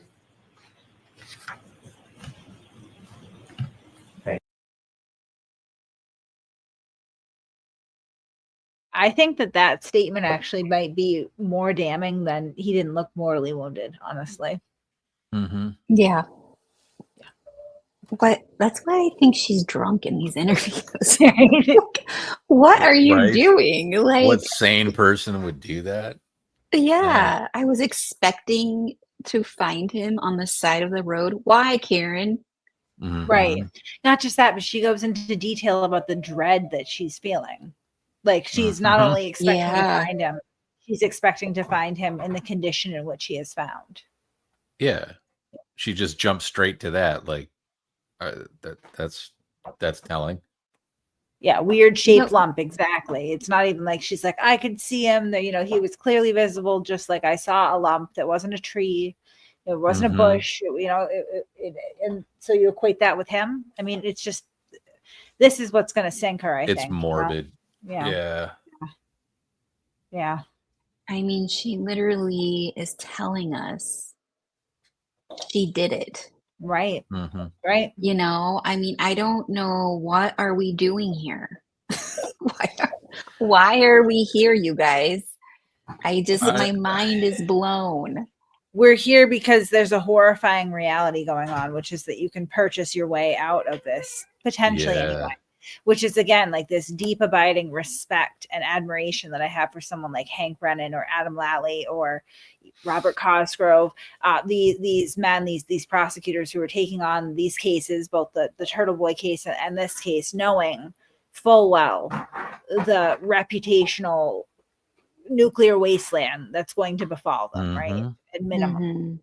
And still pursuing this anyway, because Karen Reed, the courtroom should be the great equalizer, right? You step through those doors of the courthouse and you're stripped of everything except for your responsibility to that court, in theory, right? Justice is supposed to be blind. It's the great equalizer. And so for someone with her privilege and the resources that she's been able to marshal, that's her favorite word, to come together and try to subvert it.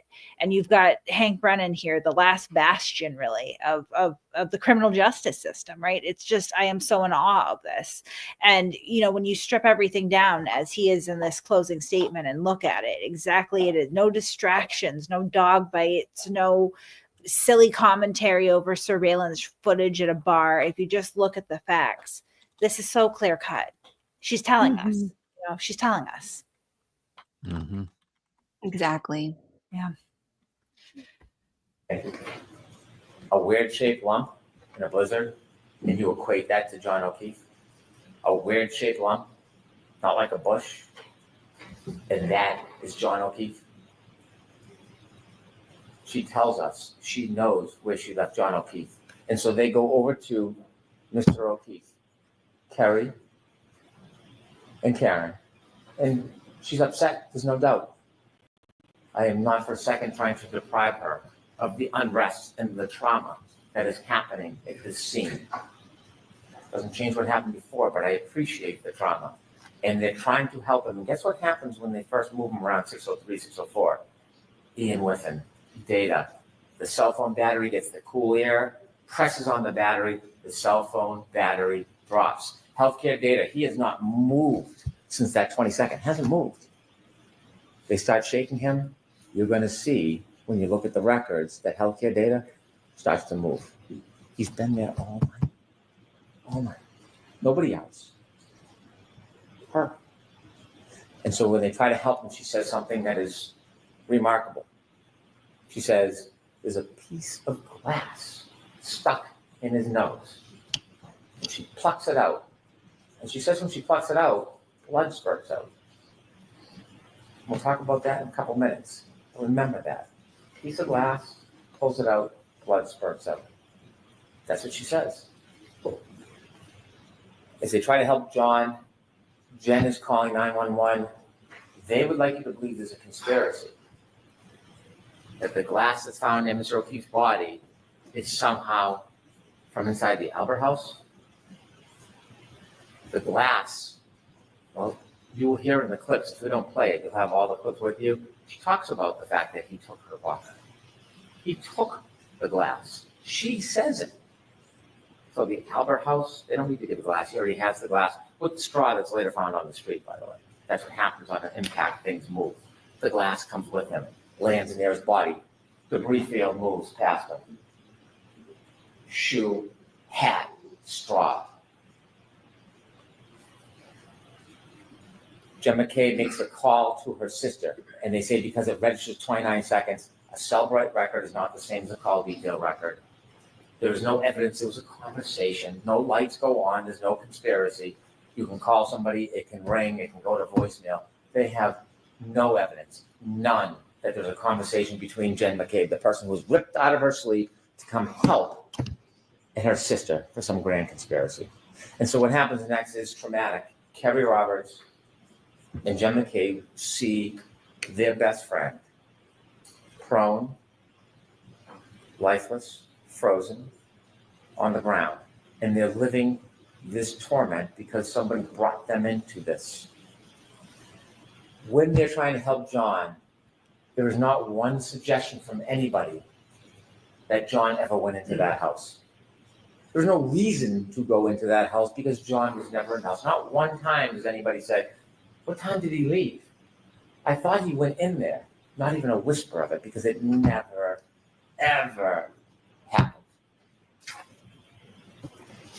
When they find their friend John, he's not 20 feet off the side of the road like Mr. Rentschler or Mr. Wolf thinks. He's right there by the side of the road, close by the curb. Could we have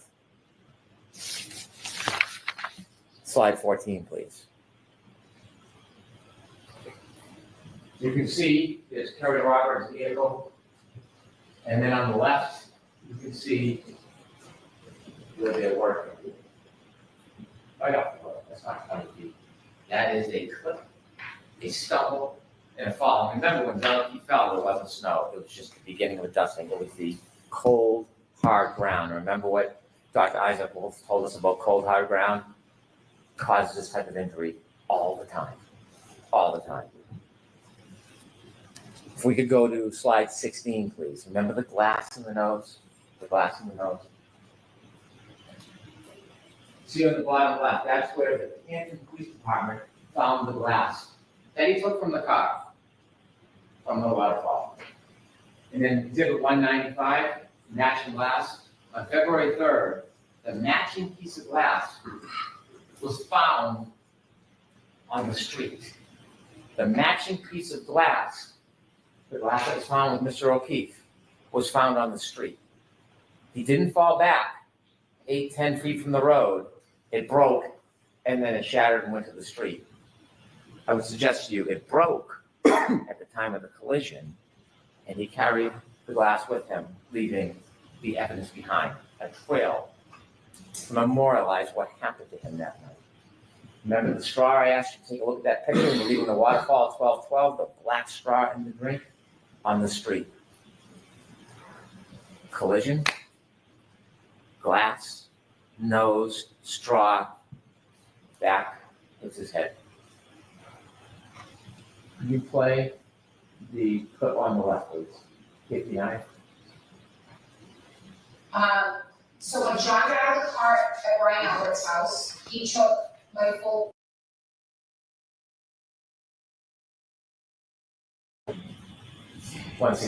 No ring video when they go back to Meadows. Listen to that clip. You'll hear Joe and Kerry and Jen when they went back to Meadows. If you don't remember, listen to that clip. You'll hear it. Unfortunately, there's no ring video when they go back to Meadows.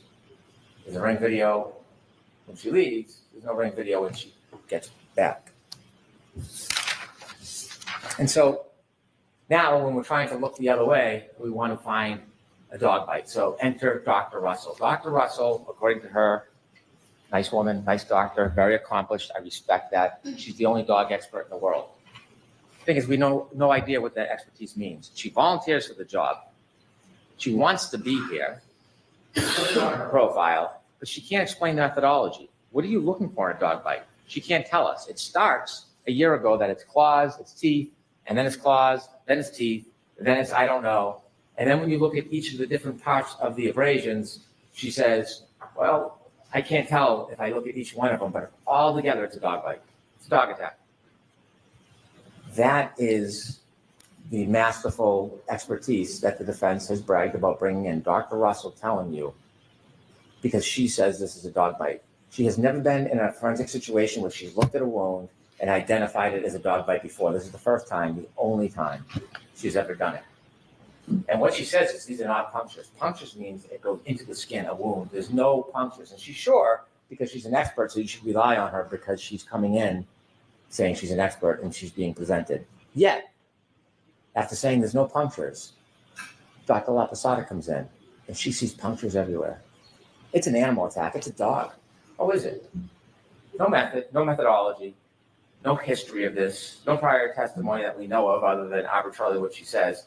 And she says the exact opposite of Dr. Russell. Why is that? How does that happen? So obviously, there is no science to looking at an abrasion and saying where it came from. They give us no detail. They give us nothing that we should rely on. They contradict each other. It's just to get you to look the other way. And so we have now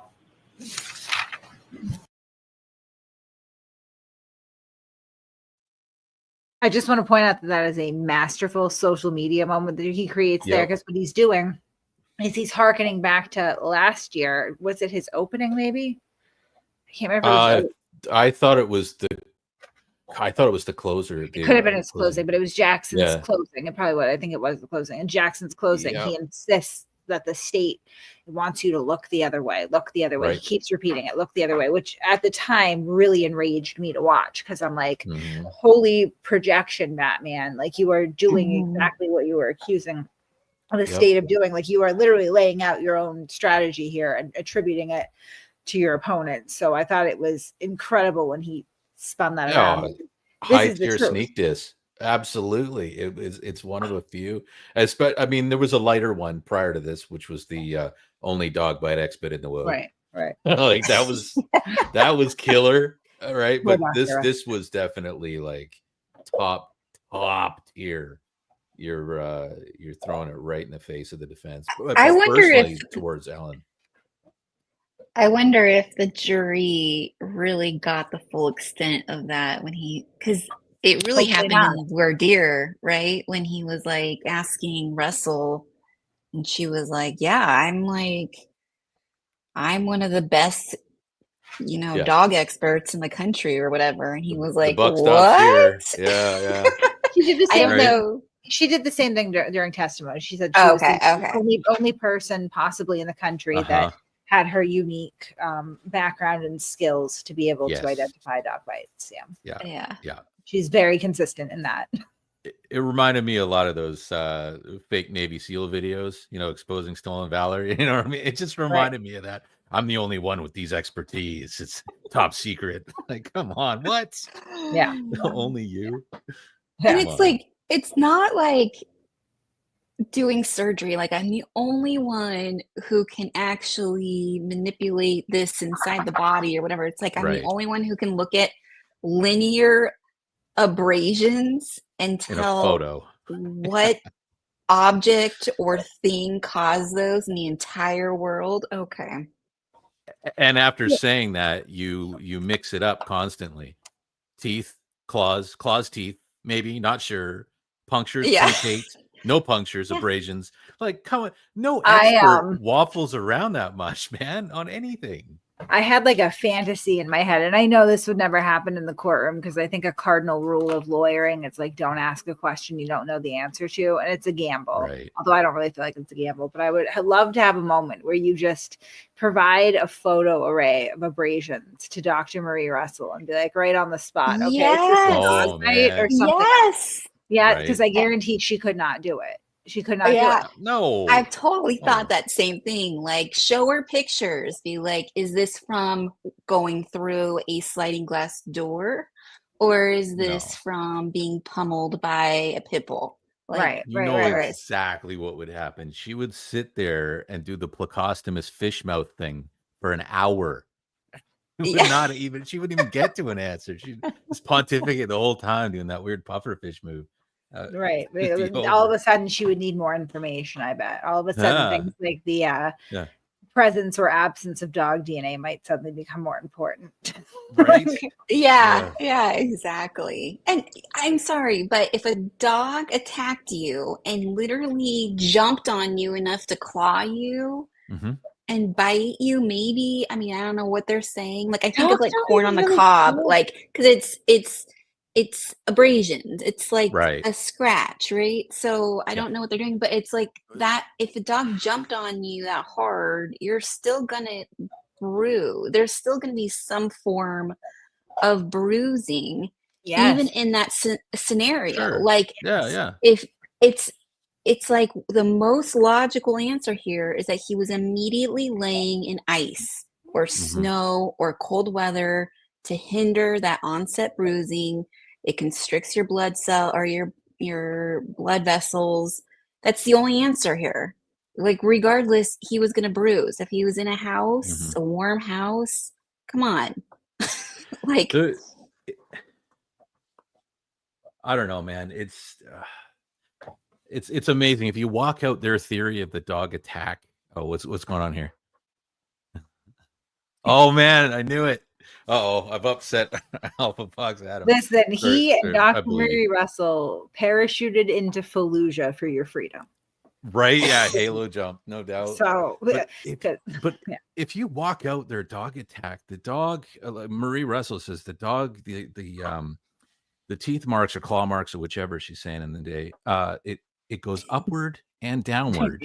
Yeah. Okay. Doesn't make contact enough for her bottom jaw to settle in and clamp down. So what she's saying is the dog flies at your arm, does a helicopter spin while attempting to land a bite, but never successfully landing a bite, roughly 6 or so attempts. It just propellers around scratching at you. That's legitimate. Like, right. that's what they're proposing. And it would have to come after. Oh, sorry.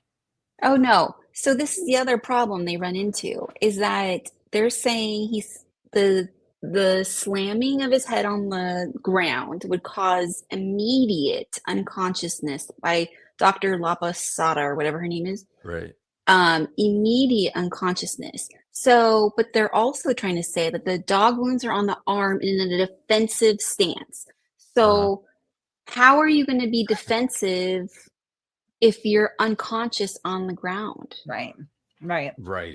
Yeah. I mean, that's so, again, not to pat myself on the back, but I'm going to. Very early on during the Commonwealth's case in chief, I figured out very quickly what the crux of their argument was going to be regarding this data, right?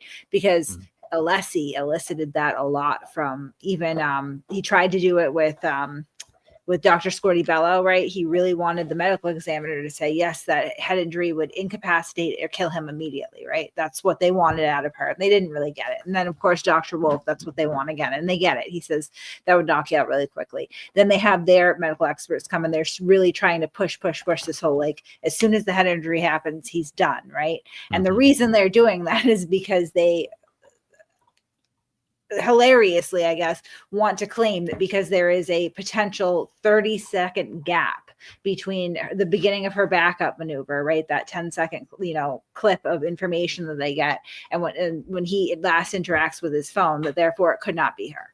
I mean, it's ludicrous, right? But like, that's something that, again, they, like, the defense inexplicably boxed themselves into, where clearly it supports the Commonwealth's theory, particularly because their only counter to it is this insane fight scenario that they've come up with and then subsequent cover up. And it doesn't match even what they're eliciting out of experts. No, you have to have the Benny Hill fight, right? The outer perimeter puts him in us for 3 seconds where he runs up and down the stairs being attacked by a dog and beaten in the skull. Right. For then seasoned officers to go, I know how we get away with this, guys. We've investigated a lot of crimes. Let's put the body on the lawn and go to bed. It's close to the road as we can get it. And now we know there's a dumpster across the street. Like, that might have been a better option. Throw him in a big dumpster. Anything would have been a better option. Yeah. It's so dumb.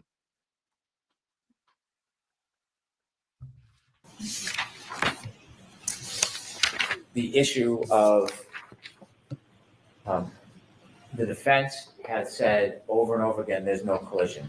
There's no collision. There's no collision. And they had a number of witnesses come in to try to say that. And they point to Dr. Scorti-Bello, who works at the medical examiner's office. She tells you that she doesn't see injuries consistent with a collision.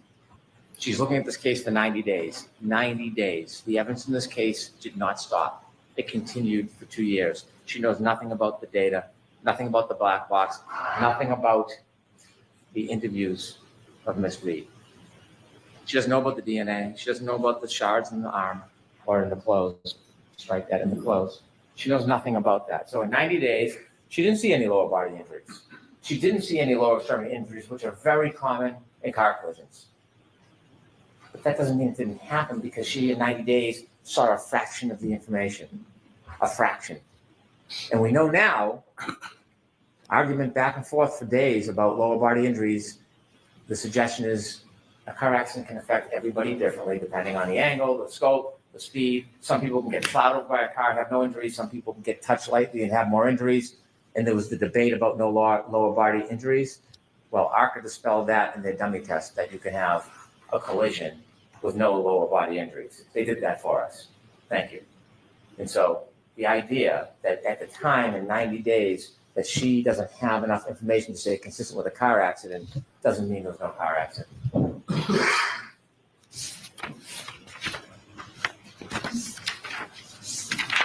Let me talk a little bit about ARCA. I don't want to waste too much time with them. What expert who's supposed to come to you, they're not the arbiter of truth. Their opinions weigh no more than yours. Your common sense has more value than an expert's opinion. Their job is to assist you, to explain what their expertise is so that it's a tool for you so that you can make a decision. That's objectivity. We've heard words like confirmation bias, objectivity. Mr. Wolf got on the stand, and before we even started, you have to ask yourself, what expert has a court order for text messages and then deletes the text messages? What expert, what objective expert uses Signal, an encrypted app, to communicate about the case? Never used it before, hasn't used it since. And so when he did his tests, he used a lower weight arm. Wasn't trying to bash him, wasn't trying to insult him, tried to get him just to recognize that a 9.38 pound arm is less weight than John O'Keefe's metric, which would be 11.8. That's all. And because it's a lighter arm, it takes more speed to create the same damage. I don't know science, I don't know math very well, but that's basic.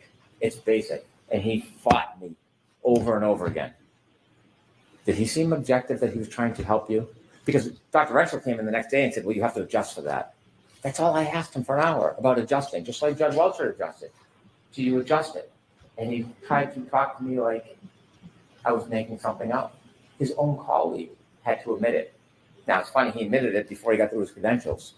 No sequestration order violations. Nobody was coaching him, but he knew enough to come in at the beginning and get right on that point. And speaking of sequestration, remember Dr. Russell on her limo ride over? If Brennan asks you a question, make sure you ask for a transcript. Impede the progress. Slow down the questioning. Interfere. Sequestration orders is so there's fundamental fairness for all witnesses, not just some. And so what happens with Dr. Renfrew, we don't know, but we do know he comes in here and he tells you that he was not getting information that was helping him the last time he testified. He insisted. I asked him 5 times, was he getting information that would help him in his testimony? Not from the defense, from his former employer. He said, no, no, no. And at the end of the examination, he reads his transcript and it's yes, yes, yes. And he tells us that he's independent and objective. I asked him about a luncheon, not a big deal, just ask him about it. And he says, I have a sandwich and I stand in the corner until I remind him that we got video footage from a documentarian and he's in one of the scenes. And then things change. So when you talk about objectivity and who to trust, they can come in and say, Judge Welcher said this and that. It doesn't make it so. Judge Welcher, Dr. Welcher, never in any report, in any presentation, in any testimony to you, ever suggested this is how it happened. This was how his arm was. This is how his feet was. He was trying to show whether or not the orientation. Could this happen with the angle, with the height? That's all that test was. It was no more. But what they do is they reposture it, repackage it, and say it means this when it doesn't, and we're going to show you why it's not that, therefore we win. That's all that is. It's semantics. Judge Welcher, Dr. Welcher, never suggested that. And his work on text stream data, unassailable. And so what we have, inevitably, is we have a timeline that never moves, data that never changes, physical evidence that can't be put in that spot without a collision. We have, inevitably, proof, without any doubt, that on January 29, 2022, Ms. Reed was with Mr. O'Keefe and she got drunk. She drank. She was 2 to 3 times over the legal limit. And they went to a party, an after party, and they were fighting. They were fighting. It was a relationship in decline. And he got out of the car. And he had a brief window of life left. And when he got out and she drove away, she couldn't let it go. She got drunk. She hit him. She left him to die. It's that simple. We don't know exactly how this collision happened, but we have a good idea from the physical evidence, and we know that it happened.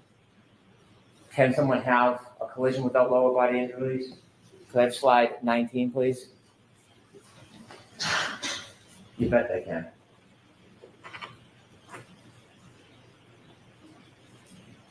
We don't know if this is the body position. We don't know if this is the exact speed, but what it tells us,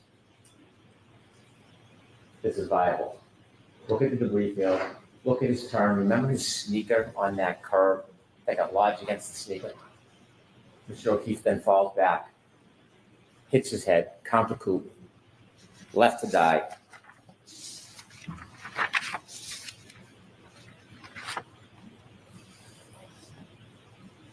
Thank you. Ladies and gentlemen, there is no doubt what happened that night. There is no doubt who did it. You have a very difficult task ahead of you when you consider the evidence and you consider the law. Very difficult. There are 3 charges. There is second-degree murder. Ms. Reed, when she chose to drive back at Mr. O'Keefe in that night with a 6,000-pound Lexus, in that anger, 75%, whether she meant to hit him or not, didn't mean to kill him, she hit him. Strains, it is a plain and strong likelihood of death. You would never back down your driveway if your kids were at the end of the driveway. You'd say, well, you're going to kill somebody? You would never do it because you would expect, if you drove at them at that speed, that someone would die. That's second-degree murder. OUI manslaughter, she's drunk, she was reckless. She doesn't even have to know she hit him. She doesn't even have to know she hit him. But she did. She did. And she left a man who was kind and generous and thoughtful. She left him alone. She left him alone to die. Could I have slide 22, please?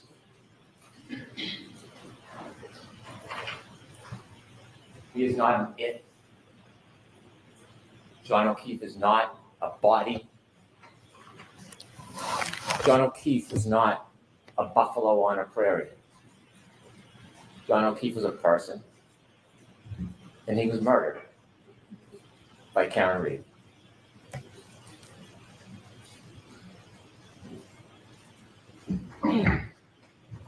Take it, thank you. All right, jurors.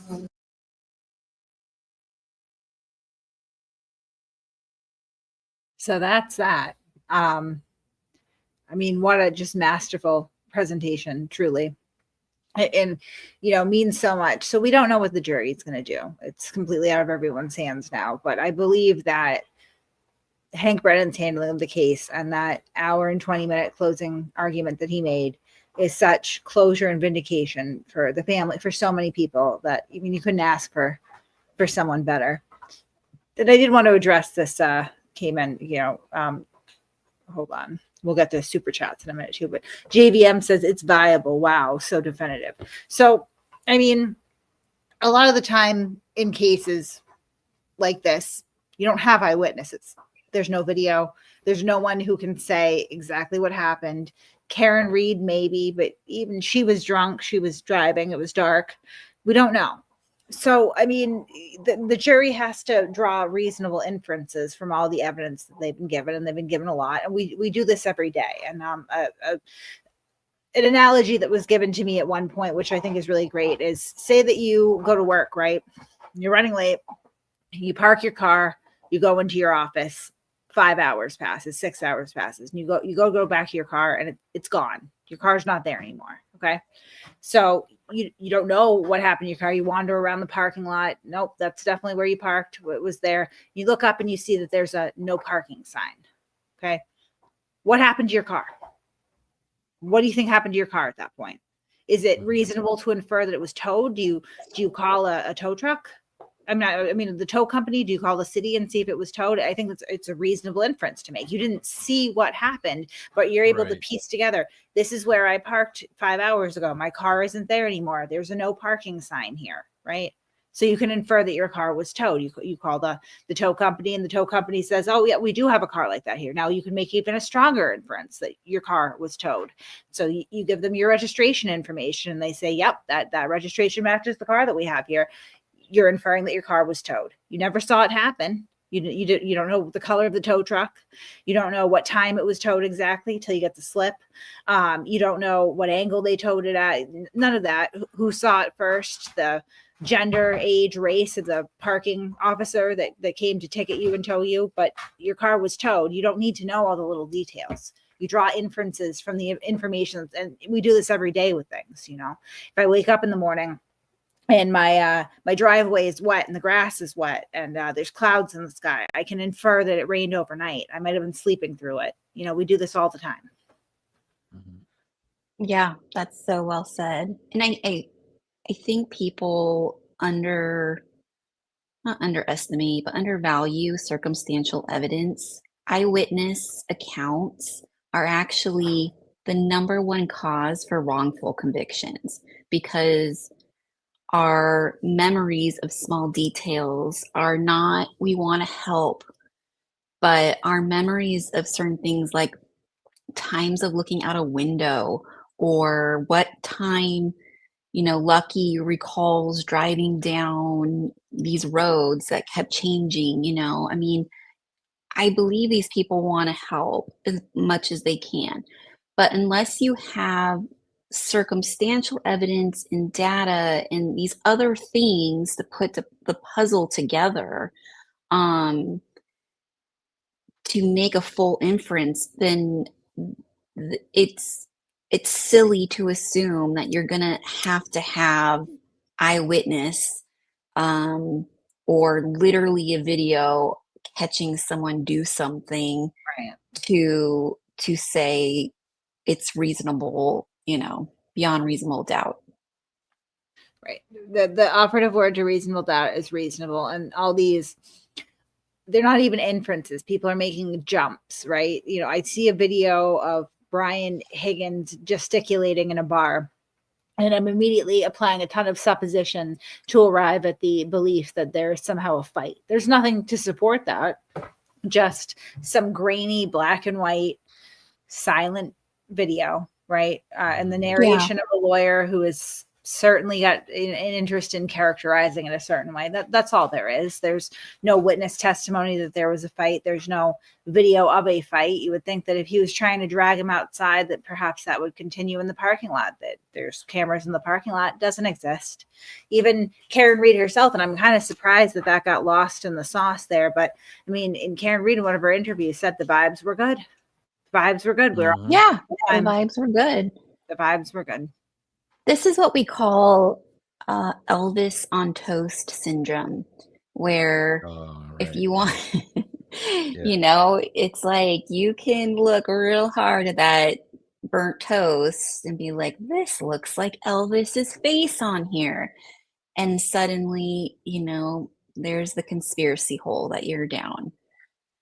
No, I mean, I have faith in the jury in the sense that, like, I don't think there's a lot of room to go anywhere else, but stranger things have happened. There's a possibility of a hung jury, I believe. There always is. There's a possibility, I think, of her conviction. And I would say there's a 0.1% chance of conviction at this point, because there's just too much evidence. She could do this 100 times over. She could do this as many times as the state is willing to retry. She will never beat these charges because she did it, and it's too clear. Yep. I think I the agree. way that Hank did this, and especially the way he ended it, maybe even more importantly, the way he began it and the way he ended it, it did feel like not only vindicating, but and I'm not saying in any way that I don't believe that Karen is deserving of punishment, but it felt like no matter what happens, that was the truth, and it was said so well. Yes. It There was some form of closure there, you Yeah. know, it was Yeah, like Yeah. some kind exactly. of deep It took breath a that we weight could all off. take. And if Yeah. I felt it take a weight off of me, I just imagine what it feels like for his family and his friends Right. that are Yes. very yeah, I couldn't imagine. I don't know I about just you guys, but I was like, I cried like that night. I stood there and I couldn't speak. I didn't know why, but it just felt like everything was over. Like I Yeah. just felt Yeah. emotionally exhausted. And you know what? We don't know what's going to happen. It's foolish for us to assume one way or the other. We've seen people walk who are guilty, you know, Right. Casey Anthony, yeah. OJ Simpson. I mean, we've seen these things. So it's not in our hands. And so, but the truth is out there. And over time, things that are true and things that have been muddied will become clear. I mean, whether it's in a month or years or decades, I mean, we look at the Salem witch trials, and that's hundreds of years ago. And we have a completely different aerial view of that now because we're removed from the emotions of it. And so I really believe that whatever happens, it's done. The truth is there. Karen's going to have an uphill battle with civil suits. And Ooh. I mean, it's not done for her even if she doesn't get convicted, you know, it's not done. And um I keep saying that what we're waiting on right now is to know who takes custody of Karen. Is it going to be Casey Anthony or is it going to be Lori Vallow? You know, Right. who's she going to be besties with? You know? Right. Yeah. I really, you know, the verdict is what it is. I know that she's not getting acquitted. I would be so shocked if she did. You know, it Oh really is man, just like the I idea don't of see it. 100. Yeah. Selfishly, like in my head, I wish that, you know, she would just get convicted on this, and then Hank Brennan would be like, you know what, I'm gonna go get her indicted on conspiracy charges now, because if anyone could do it, that guy could. Right. Yeah. I have such like, I mean, like literally, like usually I'm not like somebody who gets like, you know, in awe of anyone on television or whatever. But like I just want to like sit in on a class this guy teaches. Like he's incredible. Like his mind is just so incredible. And I really, really, really have a lot of respect for people principled enough and fearless enough to be able to stand across the grain. And that this is a man who clearly his entire career has been dedicated to the justice system, both prosecuting and defending. And you know, I just have a lot of respect, especially here, where others, there were plenty of attorneys that would be remiss to get involved with this at all, but not him. Yeah. Not him. Yeah. Well, it's easy to do the right thing when it's easy, Right. right? Yeah. Right. And this Yeah. was not. Anybody that steps into this on any level knows what they're in for. It's Right. and Hank has every reason to stay out of it, you know, professionally, right? I think Absolutely. there's no professional gain, right? He gave a Mhm. deal, so monetarily he could have been making more money elsewhere. So it's not a Right. monetary gain. Yeah, there's nothing easy about it, and yet he said okay. And then of course, did the job that we saw him do, and He it's just commendable. oozes integrity. There's something so Yeah. sincere in his it is speaking and prepared and just, I mean, insightful. I really, really, really have a lot of respect for this guy. And I think if anyone is going to get a conviction, it would be him. And I mean, regardless, he's laid out the blueprint here. And I mean, what he's done is so important, so important. He is, I think, in a way, simultaneously standing up for this victim and the witnesses and the victim's family, but also the criminal justice system and defendants as well, because he has stepped in and said, no, no, no, we're all equal here. You know, you're going to put on this Yes. dirty, sleazy, extra vigorous defense. We'll meet you with an honorable, honest, vigorous prosecution, right? Because she is no better than anyone else. She deserves no more leeway, no more of a pass than anyone else. And I think he handled the Proctor issue beautifully, you know. It must be hard, I would assume, for Proctor and his family to hear him referred to as dishonorable. I understand why that had to happen. I don't agree. I mean, those texts, you can't stand up in court and defend them. Hank Brennan, without knowing him, doesn't strike me as the kind of guy that would anyway. To me, it's still not that big of a deal. Whatever. That's just the way the guy talks in private, Michael Proctor. I think he's overall probably a pretty good cop, was a good cop, and he's been fired. Right. But I think that was wonderful how Hank Brennan said, listen, he paid his price. Doesn't mean that she doesn't still have to pay hers. I'm sorry. We'll get to the comments if anyone has a question. The super chats auto star, and I will try to star questions as they come up. I apologize for not looking at the chat. Ask it again. Let me go through some questions right now, actually, so that we can keep this moving. So Mel M says, we missed you. I missed you too. She's a good one. James Clay, guilty as charged. Absolutely. Thank you, my friend. Justice is coming. I got the sense, I think, when she was talking to the documentary that she blamed John O'Keefe and his friends for her drinking. Yeah. Yes. Yeah. I agree. Yeah, she did. Well Yeah. said. Yep. Everybody else was drunk driving. He's the one who told her to put the shots in. He's the one that told her to take the drink across the street. He was drinking. He needs to blow off steam. We have to let him blow off steam. Like, it's all him. It's all And I think deflection. that she was angry with him. You made me do this. You made me hit you. Why wouldn't we? Why couldn't we just dying? Yeah, you made me do it, right? That's psychotic. Debbie says, Hank was amazing, but law tubers and 90% of social media are saying she'll get off for only a DUI. How are you not worried? What's everyone's predictions now? What were your predictions in the first trial? The first trial, I knew that she did it, so I felt that she should be convicted, but I was concerned with how convoluted the case got, and I was, concerned. I figured by the fourth or fifth day in, that it was probably going to be a mistrial. Like, when it wasn't quick, I feel a lot different, more confident now. I don't really listen to social media because I have pretty much determined in my own head that Karen Reed is engaged in a certain amount of astroturfing and artificial inflation. I really do believe that. And I had mentioned on Kevin's channel, and I'll mention again here, that she had 8 to 12 supporters the entire time until we had documentary cameras come back around. And then as soon as the documentary cameras came around, Karen Reed has 50, 60 supporters and swelling. And I know that she knows the documentary cameras are on, because Karen, I know everything. I know the emails you were sending, girl. I do. Yeah, you're real grateful when anybody will talk to anyone who supports you, aren't you? Yeah, and you're probably really grateful that you got the heads up so you can get your people down there and make it look like you have support. I know. But, so I don't really think that it's an accurate representation. Obviously, if we take the defense team's word at it for the last trial, it wasn't an accurate representation of the split in the jury room, because they had 9 people reportedly ready to convict. So, and I mean, nothing against Adam Lally. I will say it until I am blue in the face. I love a dispassionate prosecutor. I love prosecutors that don't take it too personally. This is their job, just in the interest of justice. So I like Adam Lally, but he's not.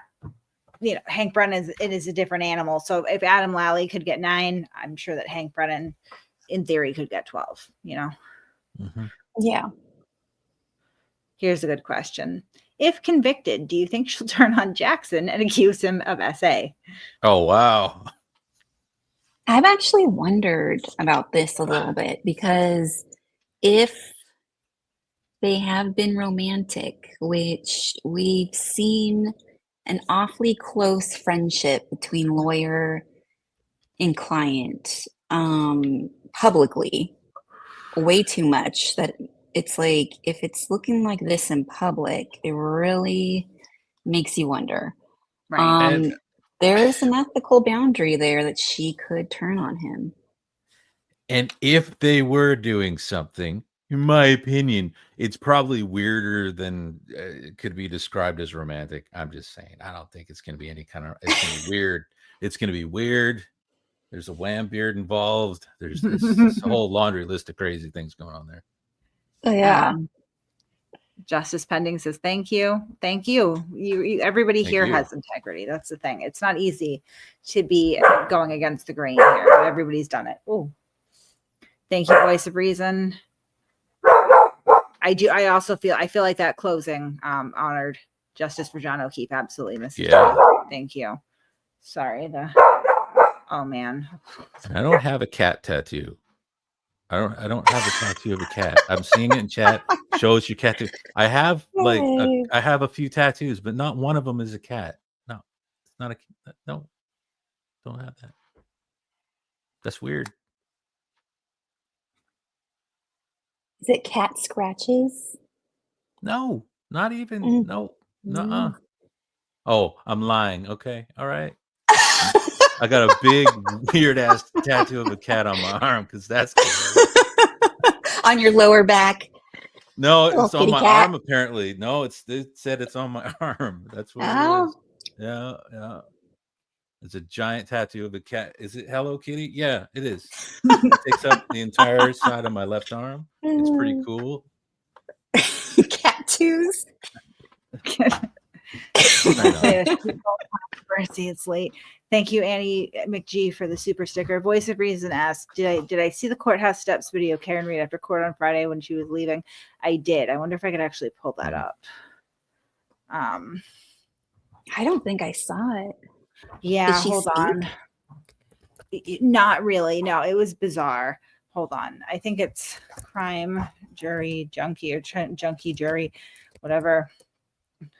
That sounds like a cool show. The junkie jury. All right. No, it's one of those free Karen Reed. Deliberation takes forever until they got to call the dealer.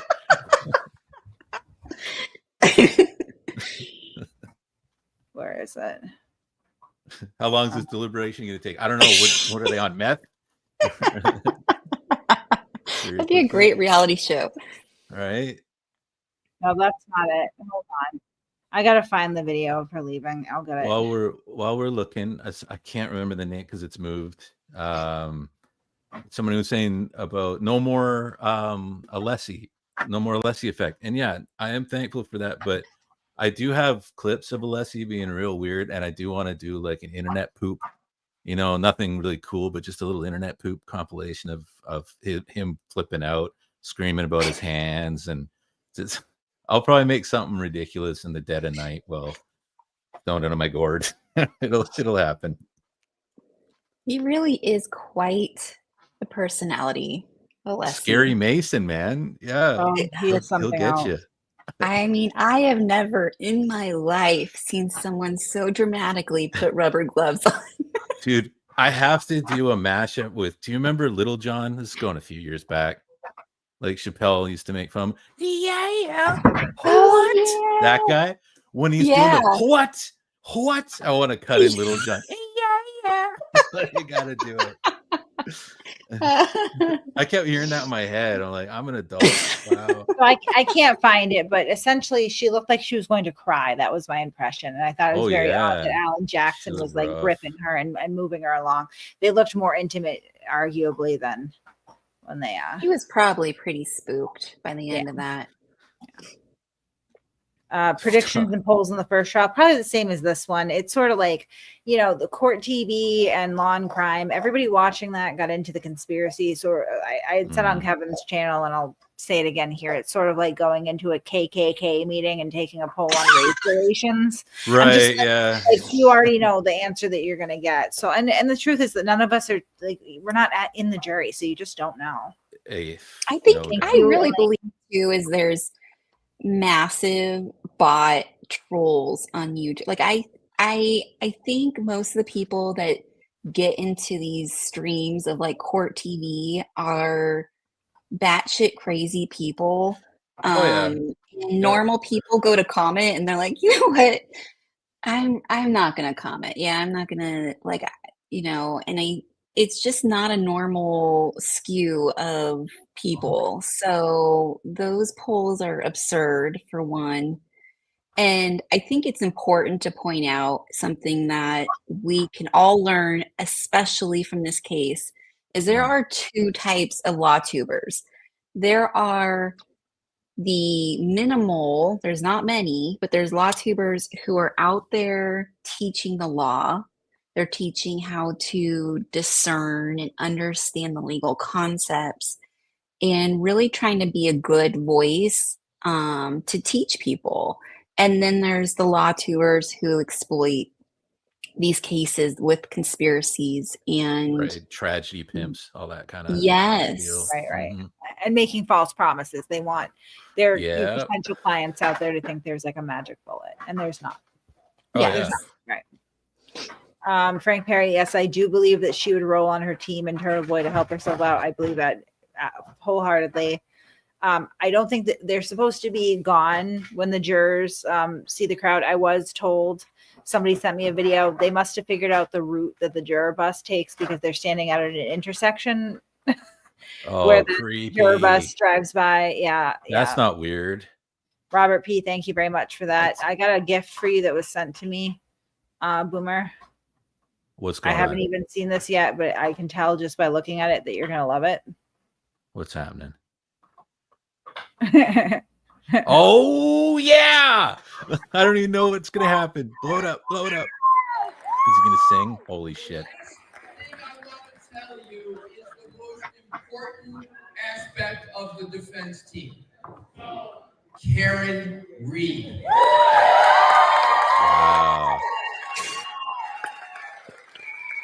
I'm sure if anybody's had one conversation with her, you will recognize this, but I want to tell you this from the inside. She is as brilliant, is as insightful, is as strategic, and as determined as any attorney I've seen in practicing law my entire career. Oh, wow. Holy shit. That's so delusional. Janet's so proud. Oh, yeah. She's a dingbat extraordinaire. If you want to know where the brains, the strength, the resilience, and the determination come from every day, look no further, look no farther than Karen Reed. This is like when your drunk uncle goes to a wedding, you know? This is gross. Dr. Reed and Mrs. Holy Reed. It's madness. It's surreal. It's well past gross.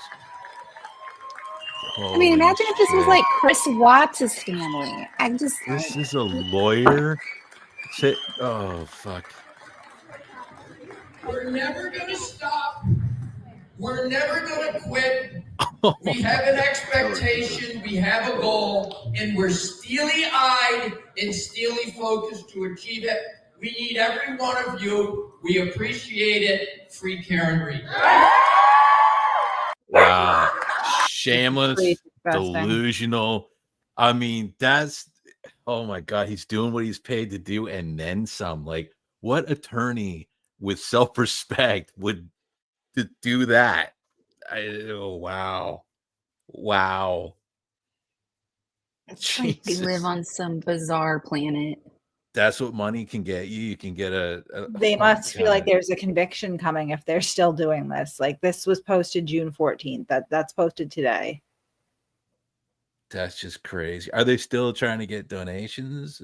I guess. Well, that video though that was like a month ago, right? Or right before trial. I think this was like now, because look, they're 24 minutes ago pictures. I think this was an event like, oh my God. This is like just posted. A display, dude. Like, tone deaf, shameless, for hire. It's so brutal. Like it's a parallel dimension. What? Oh my God.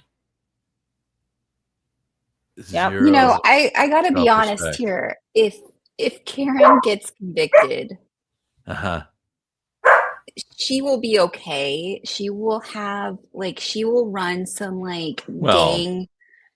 gang thing in prison. I feel like if Turtle Boy goes to prison, he's gonna be he's not gonna survive. Okay, we're playing like contrast. Yeah, she might fare better, but she ain't running nothing in jail. No, No. Oh, No. I don't know. Uh-uh. She's a. I feel like she'd be just like, I'll cut a bitch. She's little bird boned, little nothing. No. Yeah. There's ladies that are in there that'll pull her wings off. There's no way. No way. That's a good point. She'd be smart to just be quiet. Just whatever. Just Yeah. Don't try to run the pod, Karen. Unbelievable. It's not gonna go well. No, that's like it's beyond. It's like I what? I don't get it. It's like Yeah, That they're it's a footage is little bit of never a going away. representation of our society these days, Oh, though, you know? dude. I know. It's bizarro.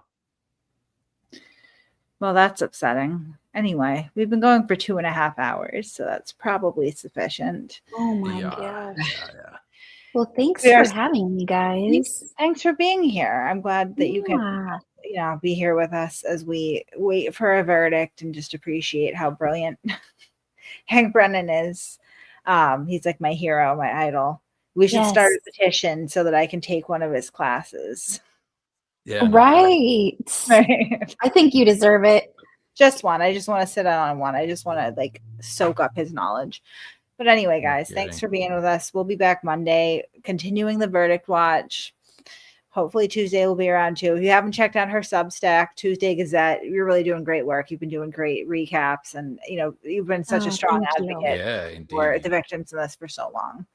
Thank you. Right back at you guys. Takes a village.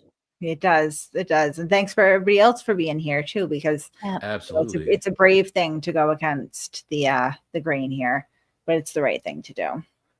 Amen. Yeah. All right, guys. We'll be back Monday. Have a good weekend. Good night. Sounds good. What the hell?